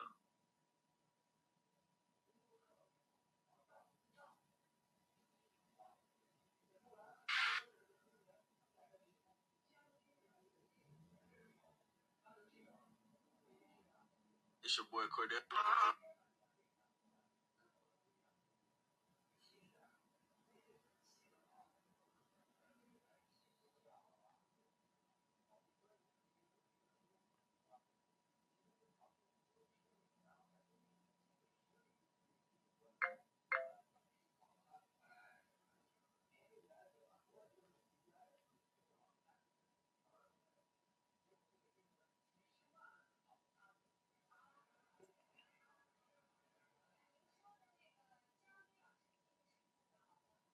Yeah, I think that's it for today. But hold on, I don't know what Vinik is still.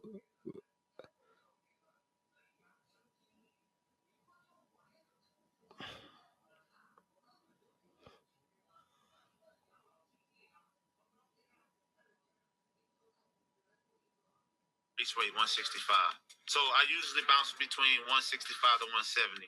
Everybody got a different velocity because see, I'm naturally slim lean. So right. I'm never gonna get over 172. But training for that 400 is different. Like people was like when I ran the 43, the semi final around the football post, somebody like, dang, you got enough left. I said, I'm gonna show you. All training is different, man. You gotta really prepare yourself in your body because it's gonna hurt that first month. You just gotta take care of that body, man. I'm drinking about a gallon of water a day, beet juice. I'm on it all, man. But you ain't eating no McDonald's, are you? I ain't gonna lie though. When I go to Europe, now look, I go to Europe, I get that McDonald's in Europe though. You see what I'm talking about? It's a desperate night. The food ain't really cracking on nothing. I'm gonna get that McDonald's, man. I ain't hitting that McDonald's on no regular old choke. Look, they call me B choke because we both ball, right? I ain't getting that McDonald's, man. Yeah. I'm into that. Like my race weight is like 220. You gotta nominate one. Disrespectful thing you can do in the black community is tell a nigga he can't rap. He gonna shoot you to the shirt that's on fire.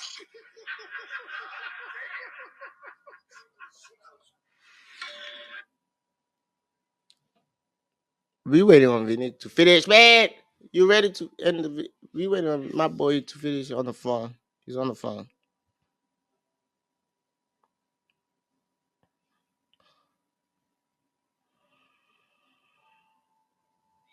Olympics adding flag football. People are claiming flag football is a different sport. I was approached at Super Bowl this last year when we went Radio Row. This dude comes up to me and he keeps wanting to come on Bring the Juice. He's like, hey, I'm charging flag football for the Olympics in 2028 for Team USA. And I'm like, awesome, man. And I was like, who are you going to have? Like, we got to be super good. Yeah.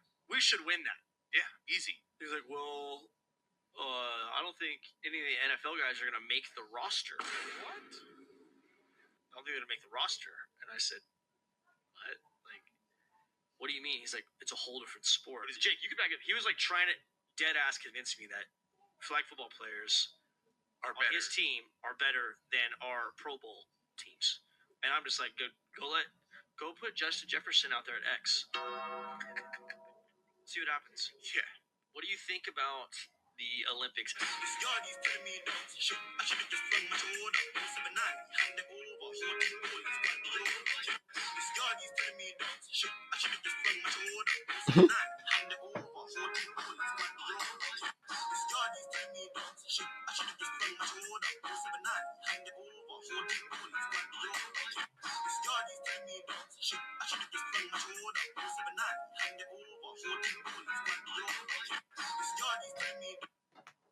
Bro, the season just started. Chill. Wow. And his might have just ended. That boy got out of the pocket and things got out of pocket. Boom. And lean back. This game has exactly 60 minutes. Here's the exact thing. Because Nicole thinks that because she's indirectly impacted, it's her story too. It's not. This is still a story about how Kendall had his privacy violated and he was exploited online inappropriately, and not a story about how he communicated this betrayal of trust to you. There's also a couple more things Nicole said on her podcast that I just want to kind of address randomly. I apologize for not having this in a better order. Nicole said on this podcast that it's fucked up, but she would have almost rather have had this be a trusted person that Kendall sent the video to than on, because she clarifies, Raya. I just think that that's disgusting. It's not your situation. It's not about what version of how the situation happened makes you more comfortable, which you feel like which would have been received better by the public. None of that. Also, that's kind of gross. Like, I'm just going to say that's kind of gross. If it was from a trusted person that he was in a relationship with, processing that additional layer of mistrust and betrayal would be another layer of added trauma. So that's just kind of gross to wish on him, just to make things more comfortable for you, because again, she's saying, I wish this. Another thing, Nicole says that no matter how this situation unfolded, that it would have been a lose-lose for her, because people would have chastised her for staying with Kendall, or she would have.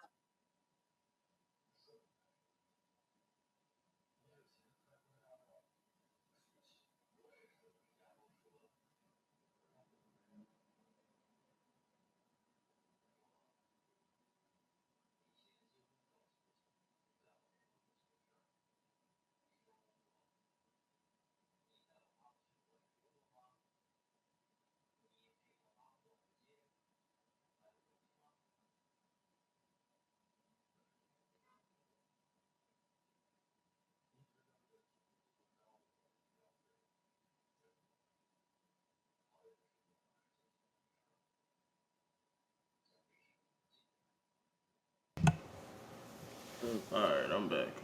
All right. What happened? No, I looked up and my joint was on a white screen. Like, what happened, bro? I got kicked. I guess so. I don't know. All Oh right. shit! Hold up. Why can't I hear this nigga? Hold on. You gotta hear me? Speak now. Yo. Oh, alright, cool. All right. No, I was saying, no, I was saying like when the guy got when his girlfriend, right, brought it up on national TV, right? I think the problem with then yesterday they finally said they broke off. They ended things. Technically speaking, most of the world who watched after the reunion, we kind of saw that coming. But I think the thing that made it worse is she went after the reunion. She did a podcast, and the podcast came out today. But they released the trailer for the for the episode yesterday, and she's still talking about this video like she's that the video is hers. Like the video is not about you. The video was not about you. You were not in the video. Like it's not about you. I understand he lied. Okay, she on the reunion. She says she lied. He lied to her about when the video was taken, right, and who it was sent to. I understand. You can be pissed about that, right? The problem that people are having online, and I think that's what she was trying to use. That she wanted the sympathy from the public, saying that, oh, he lied to you, like men lie, he lied to you. But the problem that she's now in is like the people online are not siding with her because he tried to fly her out and fix things before the reunion, and she ignored this man. Mm. That's how it always goes. She ignored his text. He texted her. She ignored his text. He tried to fly her out to Dallas, where he lives, ignored him. And she said, I knew you were trying to do that. I should bring it up here. And that's when the black girls on the black women on the show came out and said, no, that's a lie. He was not going to bring it up here. He actually he talked to us. He's been talking to us all through these whole weeks, trying to figure out how to approach this situation. Mm. He's like, he tried to how to fix things with you. We told him to text. He's like, you ignored him. We told him to try to fly you out. You ignored him. So how the fuck do you want him to fix things if you are everything effort that he's trying to do, you ignoring it? Then you decided to go on the podcast that you said, oh, he went on a podcast and saying that we're not together. Lady, I think you didn't watch the podcast. He went on that podcast. He didn't say shit about your relationship except they asked you, are you guys together? And he said, yes, we are together. We are just going by day. Mm. And he said, these are things online attacks Nicole differently than they attack me. He said, I just brush it off. She takes it a little bit too hard, what people say online. That's the only thing that is said about you. Then he said on the club situation, because he after the show he went back to Dallas, and him and the other guy Kenny, they like did like a club hosting for like a weekend or so, 2 weekends, I think a weekend, and like for 2 weeks he went clubbing with Kenny and Janae, the other girl who came third place, right? And she said, "Oh, you went clubbing and you had all these girls on you." And the guys were like, "Wait a minute, that's not true." They're like, wait a minute. You talking about the club when we hosted and our session was full of girls and people in there? He said that was our family and our friends. That was not girls that were randomly in our section, like random girls. He's like, first of all, and when people asked him about you, he had you as his lock screen. He even bought a bottle service with the name and his name on the thing. I think she got because she's blaming him for making them that not together, but I think she's not getting it. The internet wasn't going attacking him and her, like their relationship, that they're not together because of him. It was because of her, because she went radio silence after the show. She didn't post anything except about after the interview, something about some weird shit that she posted, right? But she didn't post nothing about them. They went to Universal and did like a weird pause about on the Harry Potter's type of thing, theme type of part of the park. Their body language was off. But after the whole thing was literally because of you. He didn't do shit to help make it seem like it was suspicious. But now, because they broke things off, I think she gonna say, "Oh, he didn't want to handle, you know, fight for our relationship." I don't think, because she put that's how she put it up when she announced that they broke it off. Girl, I'll be honest with you. It wasn't that he didn't want to fight for your relationship. It's because you going on the podcast talking about his video, his not his video, but his traumatic event. I'm sorry saying video, but his traumatic event that happened to him, like it happened to you. Yes, you were affected by association. You were not in the video. You were not part of the video. He didn't know you at that time. God, Lee, stop. I swear, God, you made that whole reunion so awkward. And I think more the reason why you getting backlash now on internet is because of you. Because he tried his best not to bring up the video. He went on a podcast, and the first thing I think he did was try not to bring up that video. He didn't bring it up. You talking about the video like you are the one it happened to. It was not you. It didn't happen to you. You are not the victim of that. That he's him getting dragged on, like Leo coming off the villa on the show, and the first thing you see is that his whole private stuff, and I don't want to even say what was on the video, but god damn, bro, it was not about you. It had nothing to do with you, to be honest.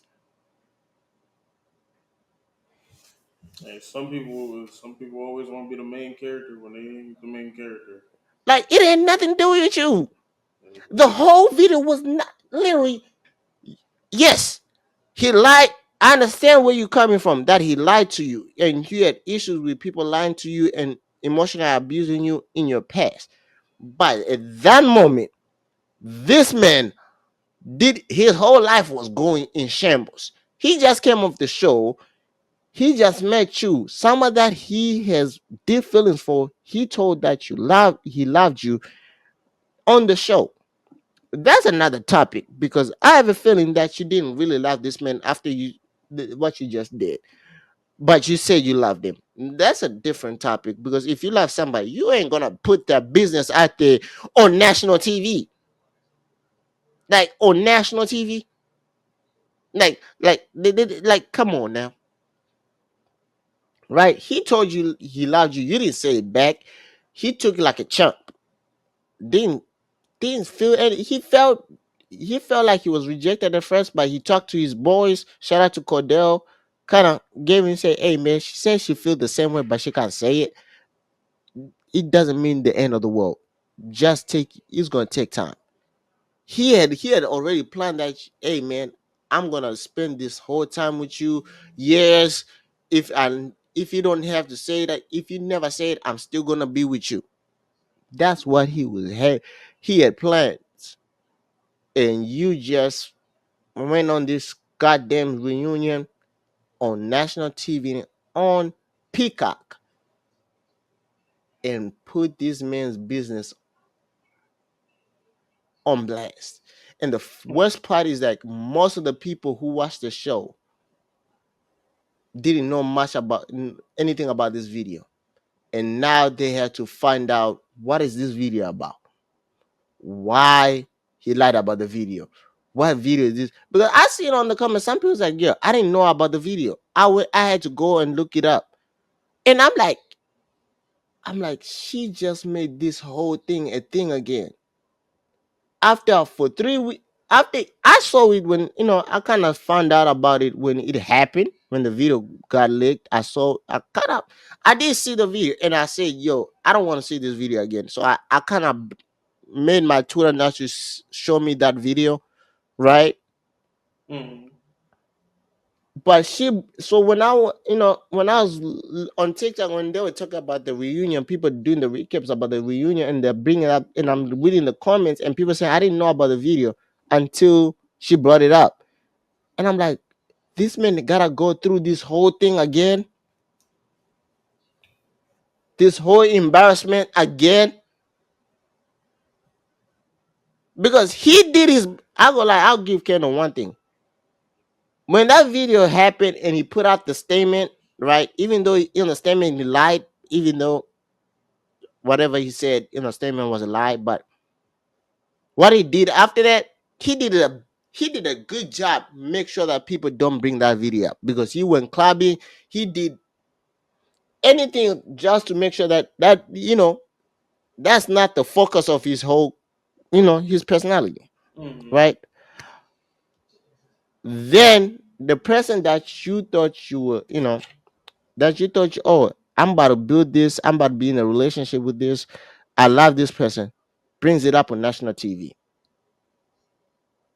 And she expected that he was gonna, this is gonna help them build back trust. And that was the dumbest thing that she brought. Then she, right after the reunion, he went on the same podcast that you said he went and said he didn't do nothing to you about protect your relationship about, right? And still bring out the video. I didn't even watch the podcast, but I saw people recapping about the podcast, and they said the whole hour you will still talk about this goddamn video. Hey man, one thing I want to say, man, some people should not. Some people deserve to not be on social media. Some people deserve to shut the fuck up. If you're a main character, I think she has main character syndrome, and the other thing is that whatever happened in the past, she hasn't gone through. She hasn't moved past it, right? And it's gonna hinder her until she finds therapy. That's one thing. That's my 2 cents on the issue. Uh, that's the other thing.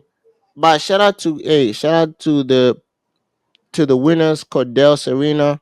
I think I don't know if they're going to the first. I think they're saying they're planning to go to a football game. The Dolphins. I think they're going to the first game. I think, but they also say they're going to Japan. They are doing shit. Oh yeah. One thing I noticed about the fans who watch this show for a long time, most people are investing in their lives so much because after the reunion, because Cordell has, they're winners, so they have brand deals that they're doing, right? But they're not doing brands together. They're doing separate brand deals because they're living their life. They're living boyfriend and girlfriend, but they're not trying to do everything about we do shit together. Me and you, we're gonna do shit together. They'll do shit together, but they're doing creating their own different, brands, right? Literally, I think they didn't post each other for like a day or two or something like that, and people thought they broke up. People be all up in these random people business, and also all these people think that they're like celebrities, and they really don't be celebrities. Like they Yeah, don't be worth following. Like it just yo, like I think the only weird. people I followed back after from the show, the people I actually have a follow is Cordell and Serena, because they actually, the fun about Cordell is funny because he just does random stuff because he just doing random stuff. He went snake hunting with white people just because he wanted to do it. He was singing Raw Wave in a country fucking karaoke bar.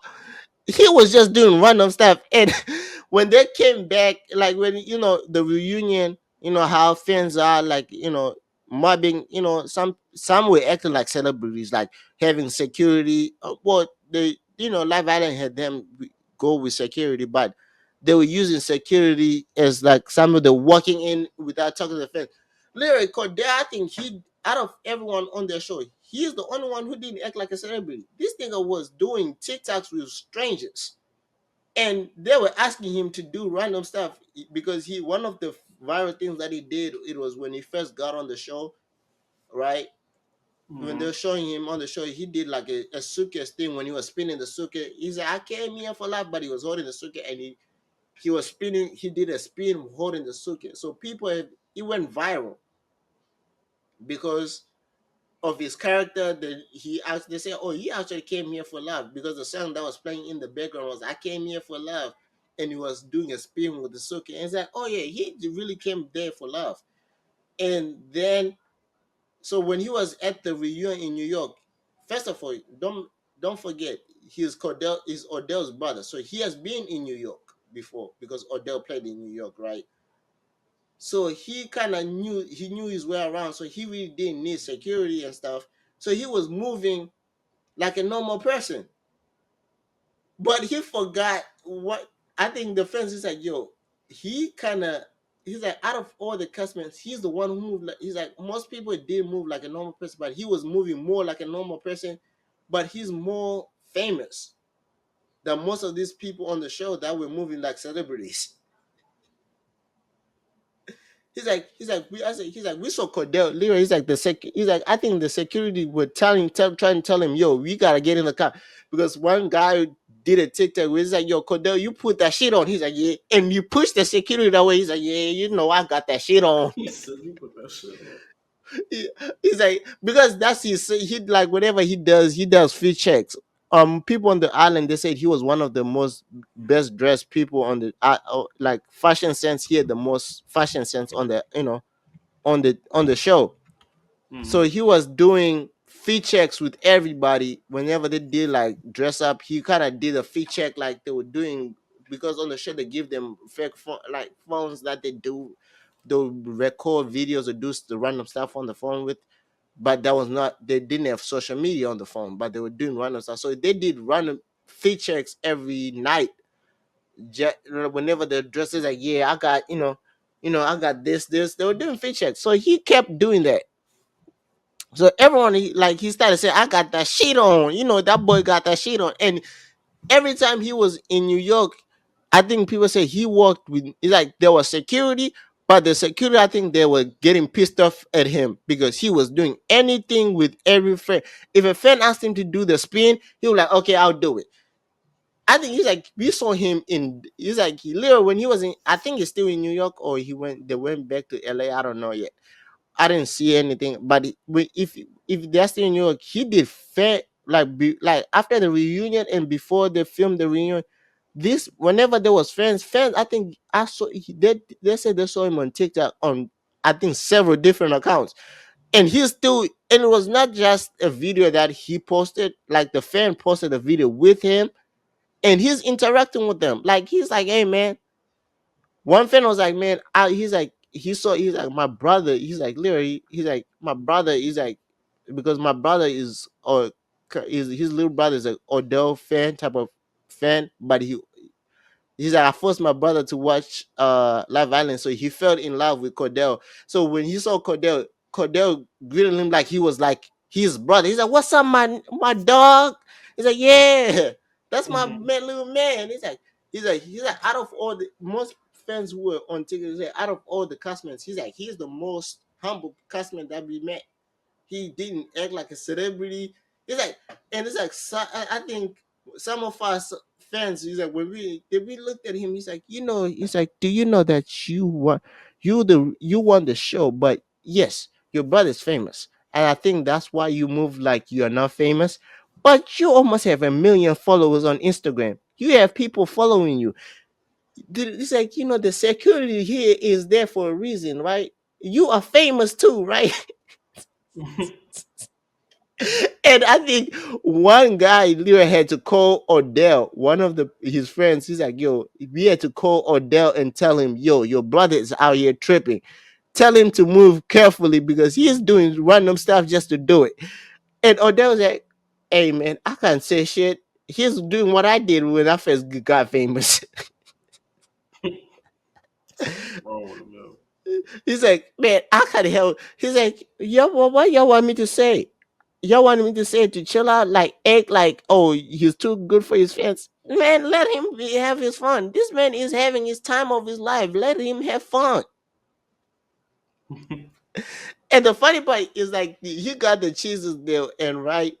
And the funny part, he actually one thing I would tell him, his brain is actually he's a smart person because he said right after he left the villa before he found out that cheeses actually watched someone on cheeses reached out to him, were reaching out to him to find out about him, right? He said his idea he wants to make a spicy white cheddar cheeses, right? A flavor with white spicy and white cheddar, right? So the brand they are mixing the spicy cheeses and the white cheddar into one box, right? That's his Mhm. idea. So and he's on the box. And the other thing people were making fun of him is that he's actually blind. Not He's really blind. blind. He can't he not blind, but he needs glasses to see.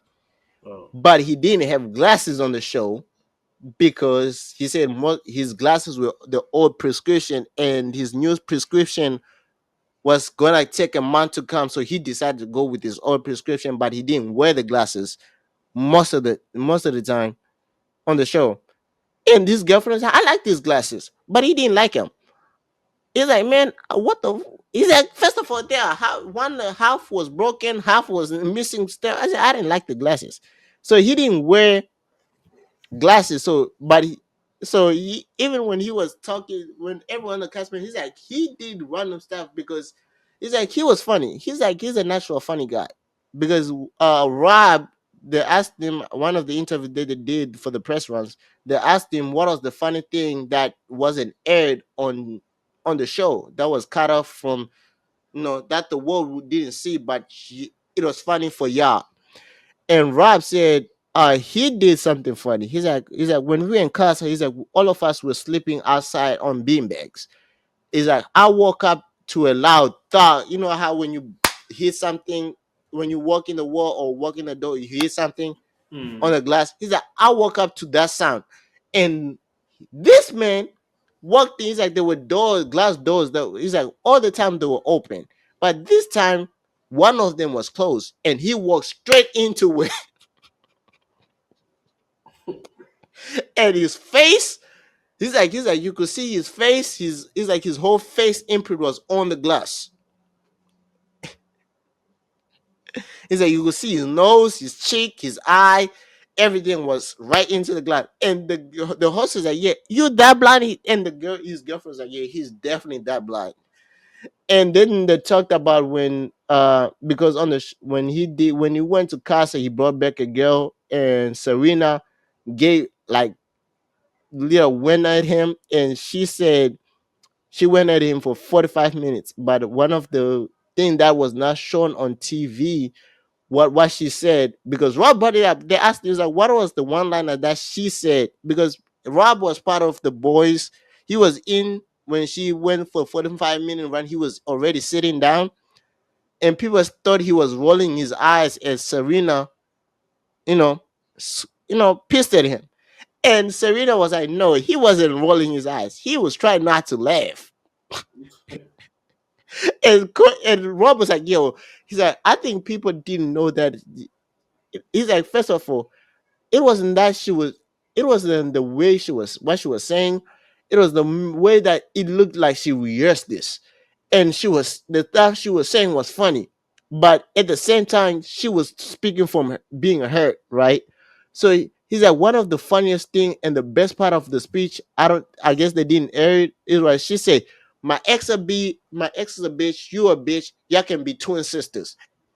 And Kode's like, Kode's like, now he's like, y'all know a black woman, right? He's like, when she said that line, I looked at another black guy, Miguel from his other friend, Miguel. He's like, me and Miguel locked eyes, and Miguel's about to laugh. He's like, I knew if I laughed, she was gonna jump on the fire pit and start beating my ass. So I looked down so that I don't laugh. And it was funny because Kiki Palmer did an interview with them on their podcast, and she did a great job. I want to give Kiki Palmer a great job, man. Kiki, you're one of the few interviews that I actually say, hey, she did a great job on that interview, right? Because she talked about the whole thing, and he brought back up the whole the you my ex be you be you can be twin sisters line back up, and and he said if I was gonna laugh, she was gonna throw hands. So I looked down and everything. That was the one. Hey man, shout out to. Oh, hold on, before we end, the football season is back on, man, and Mhm. Jalen Hurts didn't throw an interception until August 21st in training camp. He had set a record for the amount of practices and passes that before he threw an interception. And the person who got the interception is Slay. Mhm. Slay is the first person who finally got the interception on Jalen Hurts training camp. And Slay said, "Man, I baited him." He's like, I knew it. He's like, I wanted. He's like, I was trying him. He's like, I first of all, I knew how to. I know how to bait Jalen. He's like, but I baited him. I made him think the guy was open, and I was reeling him in. So he got the interception, and they asked Jalen Hurts. He's like, did Slay say anything about the interception? He's like, I told him it's about goddamn time you finally got the interception. That's It's true. about it's about goddamn time. Colorado season starting, and Nate Robinson's son looks like he's about to have a huge impact this year. Last year he was a freshman, he didn't play much, Mhm. and but this year he's been featured a lot, and I think kind of the other reason is that Coach Prime taking him under his wing, even through how Nate needs a new kidney or stuff, right? He's kind of taking him under the wing because there's a video of coach was Coach Prime Dion was teaching him telling him what to do on defense. He plays corner, so he was kind of coaching him up. He's like, this is what you're supposed to be doing. If you do this, you're gonna make one of the great plays. The next, right after he got that coaching, the next clip that was uploaded was him getting an interception. And he got an interception. He was running it back. And yeah, Coach Prime was like, hey, yo, Nate. He's like, yo, Mizzy, hold it with one hand. Hold it with one hand. And he's holding it like, what other coaches tell normal coaches would tell you, protect the ball, hold it close to your chest, Mhm. protect the ball. Dion is not teaching that. You gotta teach him D, how he did it. That's how he did D, it. Dion is not teaching this child to be a good football. He's teaching how to be a star because he ran with the ball back, right? He's running it back. Don't forget, you getting coached by Dion, and one sub is also another coach for the defensive line.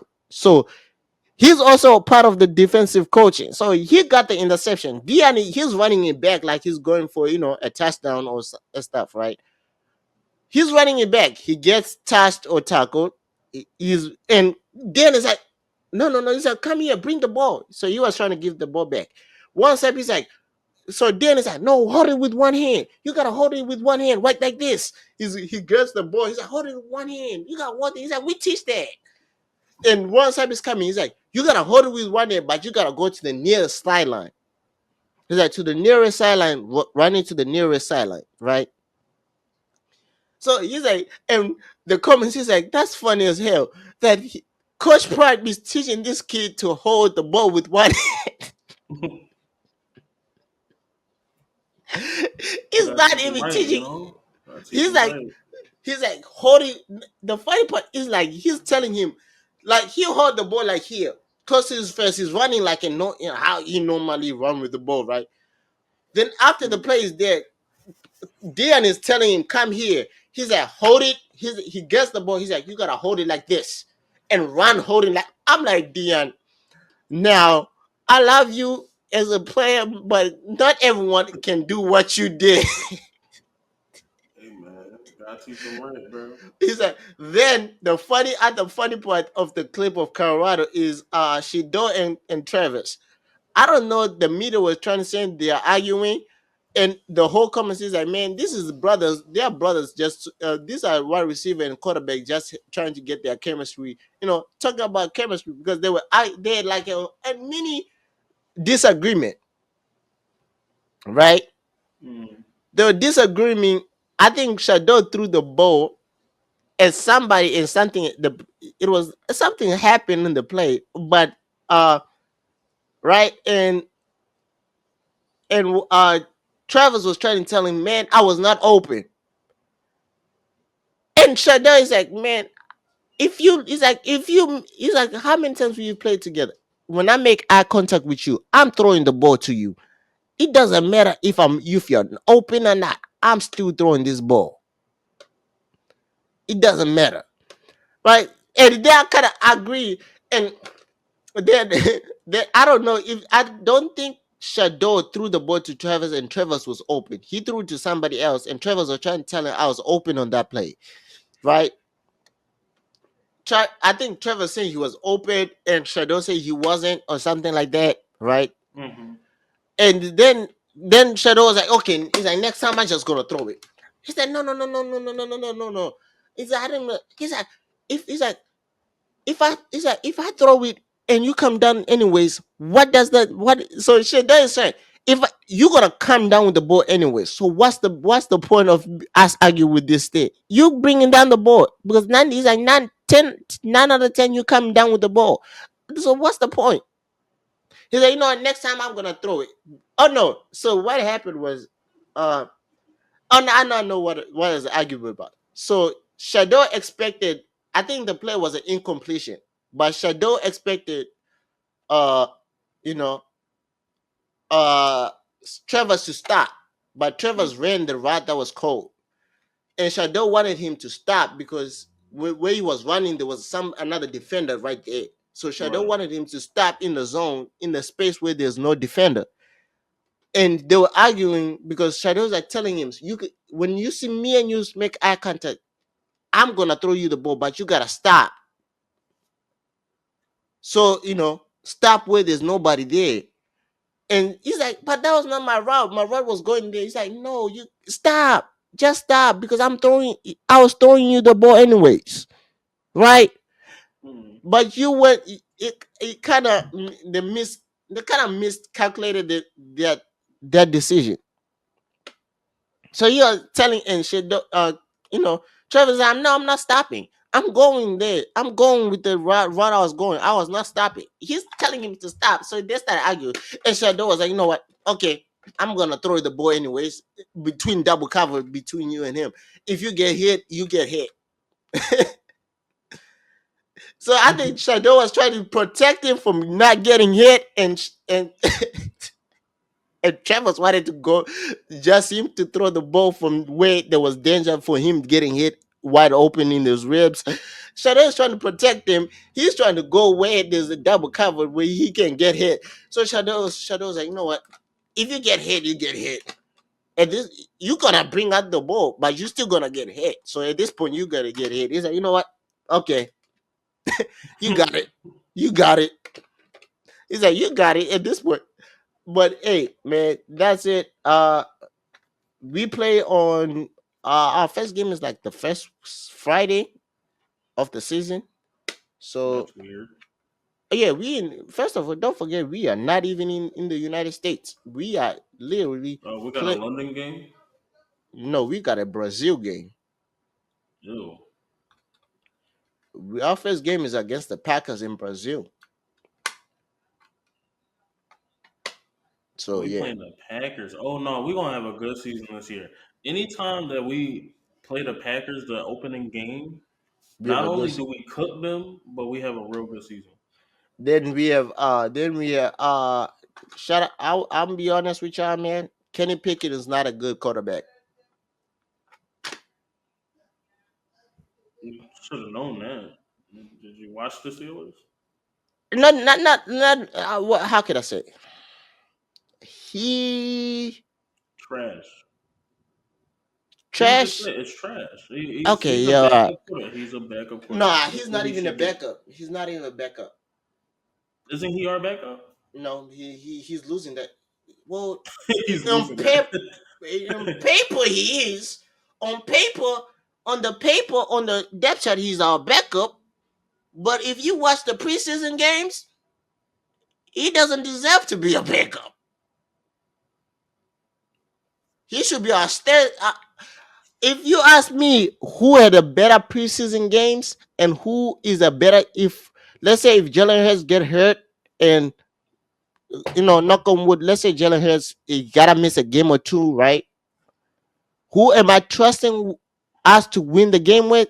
I'm not picking. I'm picking McKee, Tanner McKee over uh, Kenny Pickett.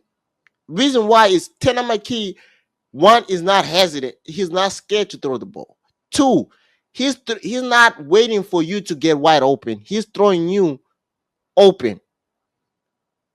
And he's like I watched him play like Kenny Pickett played against the what? Uh he played against the Ravens and uh he played against the Ravens, he played against the Patriots. He outplayed Kenny Pickett in both games. And it wasn't that he was playing with thing. It was that Kenny Pickett, some of his passes were weird. Two, he was waiting you for you to finish your route to throw the ball, right? Mm-hmm. Where Tanner McKee was like, hey man, I know who I'm throwing this ball to. I'm gonna throw this ball to you. I know your route. So and me when you hit that break, the ball is already in your hands. You just gotta catch it. If the defender is not near you, the ball, bro. Tanner McKee threw like some against the Patriots when we did the comeback. He threw some great balls, and I'm like, yo, he's throwing it to where it's only the if it's the receiver or incompletion. One ball, literally, he threw it like, let's say the defender is right here. Let me show you. This is the defender, right? This is the defender. This is the player. He Mm-hmm. literally put it right where the fingertips of the defenders could not reach. I'm like, did you just throw that ball between and West? They were in a zone. He threw it between a zone right in the middle. And the third and go in the third down. I'm like, okay, I seen enough. He's confident. He trusts his arm. He trusts his eyes. He's trusting his okay. I trust my receivers. They're gonna come out with this ball. I'm not gonna wait you to get until you get covered. Uh, James Bradbury is not gonna be a corner. He's actually playing as a safety. He's trying to make a team as a safety. He's not safety. He's not a safety, or he's better as a safety. To be honest, I haven't. I'll go lie to you. I didn't watch the defense that much. I don't know. Preseason is kind of it's too But from early, what and then people got backups okay, in. I don't watch preseason. I didn't watch the whole preseason. I go lie. Sometimes I forgot that we had preseason games because I watched the last few minutes of the Ravens game. I watched the last few minutes. I forgot the Thursday that we played the Patriots. I forgot that we had a preseason game. I knew that we had a game on Thursday, but I forgot on that day that we had a game, right? So yeah. Uh, but from what I'm hearing, he's losing that battle too. From what I've read online, that's saying the better safety right now, the person who's transitioned to safety this season, who's playing better, is Maddox, and that's it. I'm like, hey man, that's the thing. Slay is starting our corner. Isaiah Rogers and Slay are gonna start as our outside corner. Quincy Mitchell is gonna start as our our nickel corner, but they're Hmm. saying he's doing eventually he's gonna upgrade to an outside corner. Uh, Cooper DeJean didn't play much. He hasn't played in the preseason. He was hurt throughout the first preseason games. He might play the last preseason game. Uh, so, the other quarterbacks that are doing great. Jaden Daniels has been named the commander starter. Who is Bo Nix has been named the Broncos starter. Caleb Williams, I think he's the starter for the Bears automatically. Gardner Minshew is gonna be starting for the for the Raiders. Who else did I miss out? There's somebody I miss out. Uh yeah. JJ McCarthy, the rookie quarterback for the Vikings, got injured out for the season. Damn. Already. And I think they signed somebody else. They just signed Matt Corral. So I think their backup quarterback is Matt Corral. He just got signed. I don't know. He's gonna be on the team, maybe. I don't know. But Sam Darnold looks like he's gonna be the starting quarterback. That's sad for. Sam Donald. Yep. Which team is having which team CD hasn't showed up at training camp for the Cowboys. They're still trying to get the contract done. Uh, Jamar Chase has been practicing, but he's not really fully practicing with the team. But he comes to practice, but he doesn't participate in team practices. He's trying to find a new contract. Who else? What else? I think that's in the main story is CD Lamb that he hasn't showed up at training camp.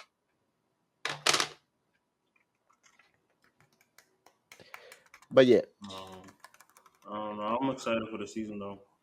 me I too. might get the NFL Network or something and watch. And I want to bet. I gotta find out which You know, joint I could bet on. yeah. DraftKings or whatever. I Should I downloaded say? one last season, but I couldn't use it in Philadelphia. So Oh wait, yeah. Wait a minute. Did they find? I need to find out. Did Price Picks finally get approved in Pennsylvania yet? Because I go lie, Price Picks is actually my favorite.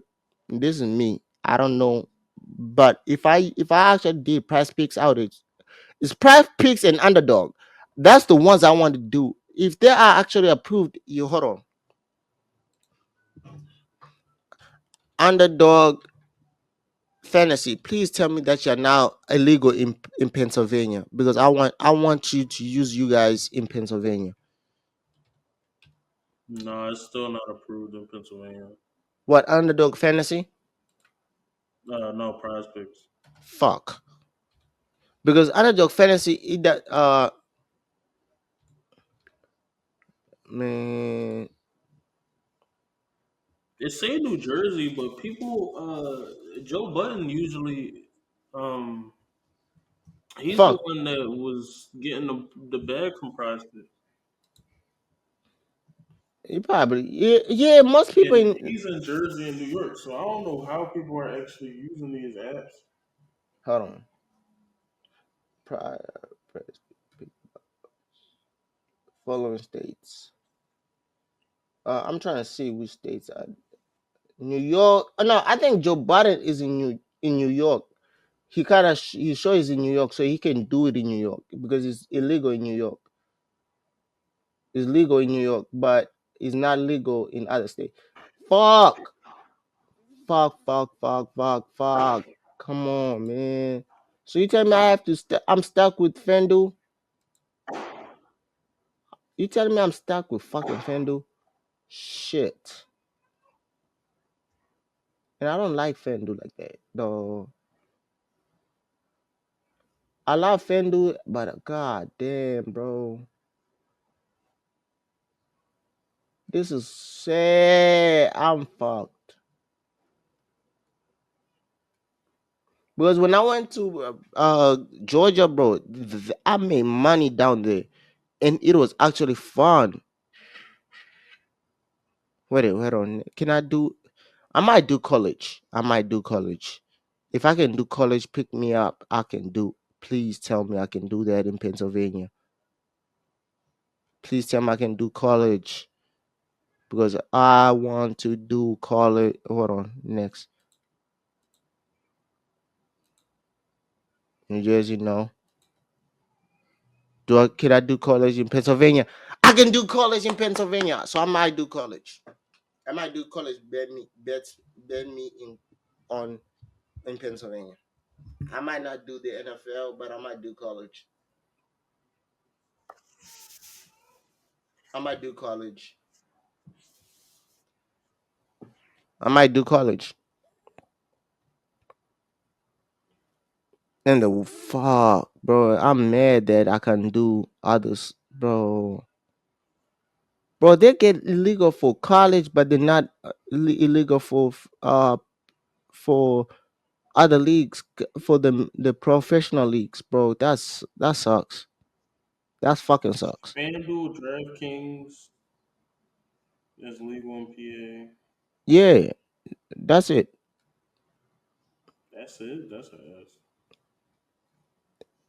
That's the main ones that are it. But the other ones that we see that people use to advertise, like underdog, price picks, they're not legal in PA.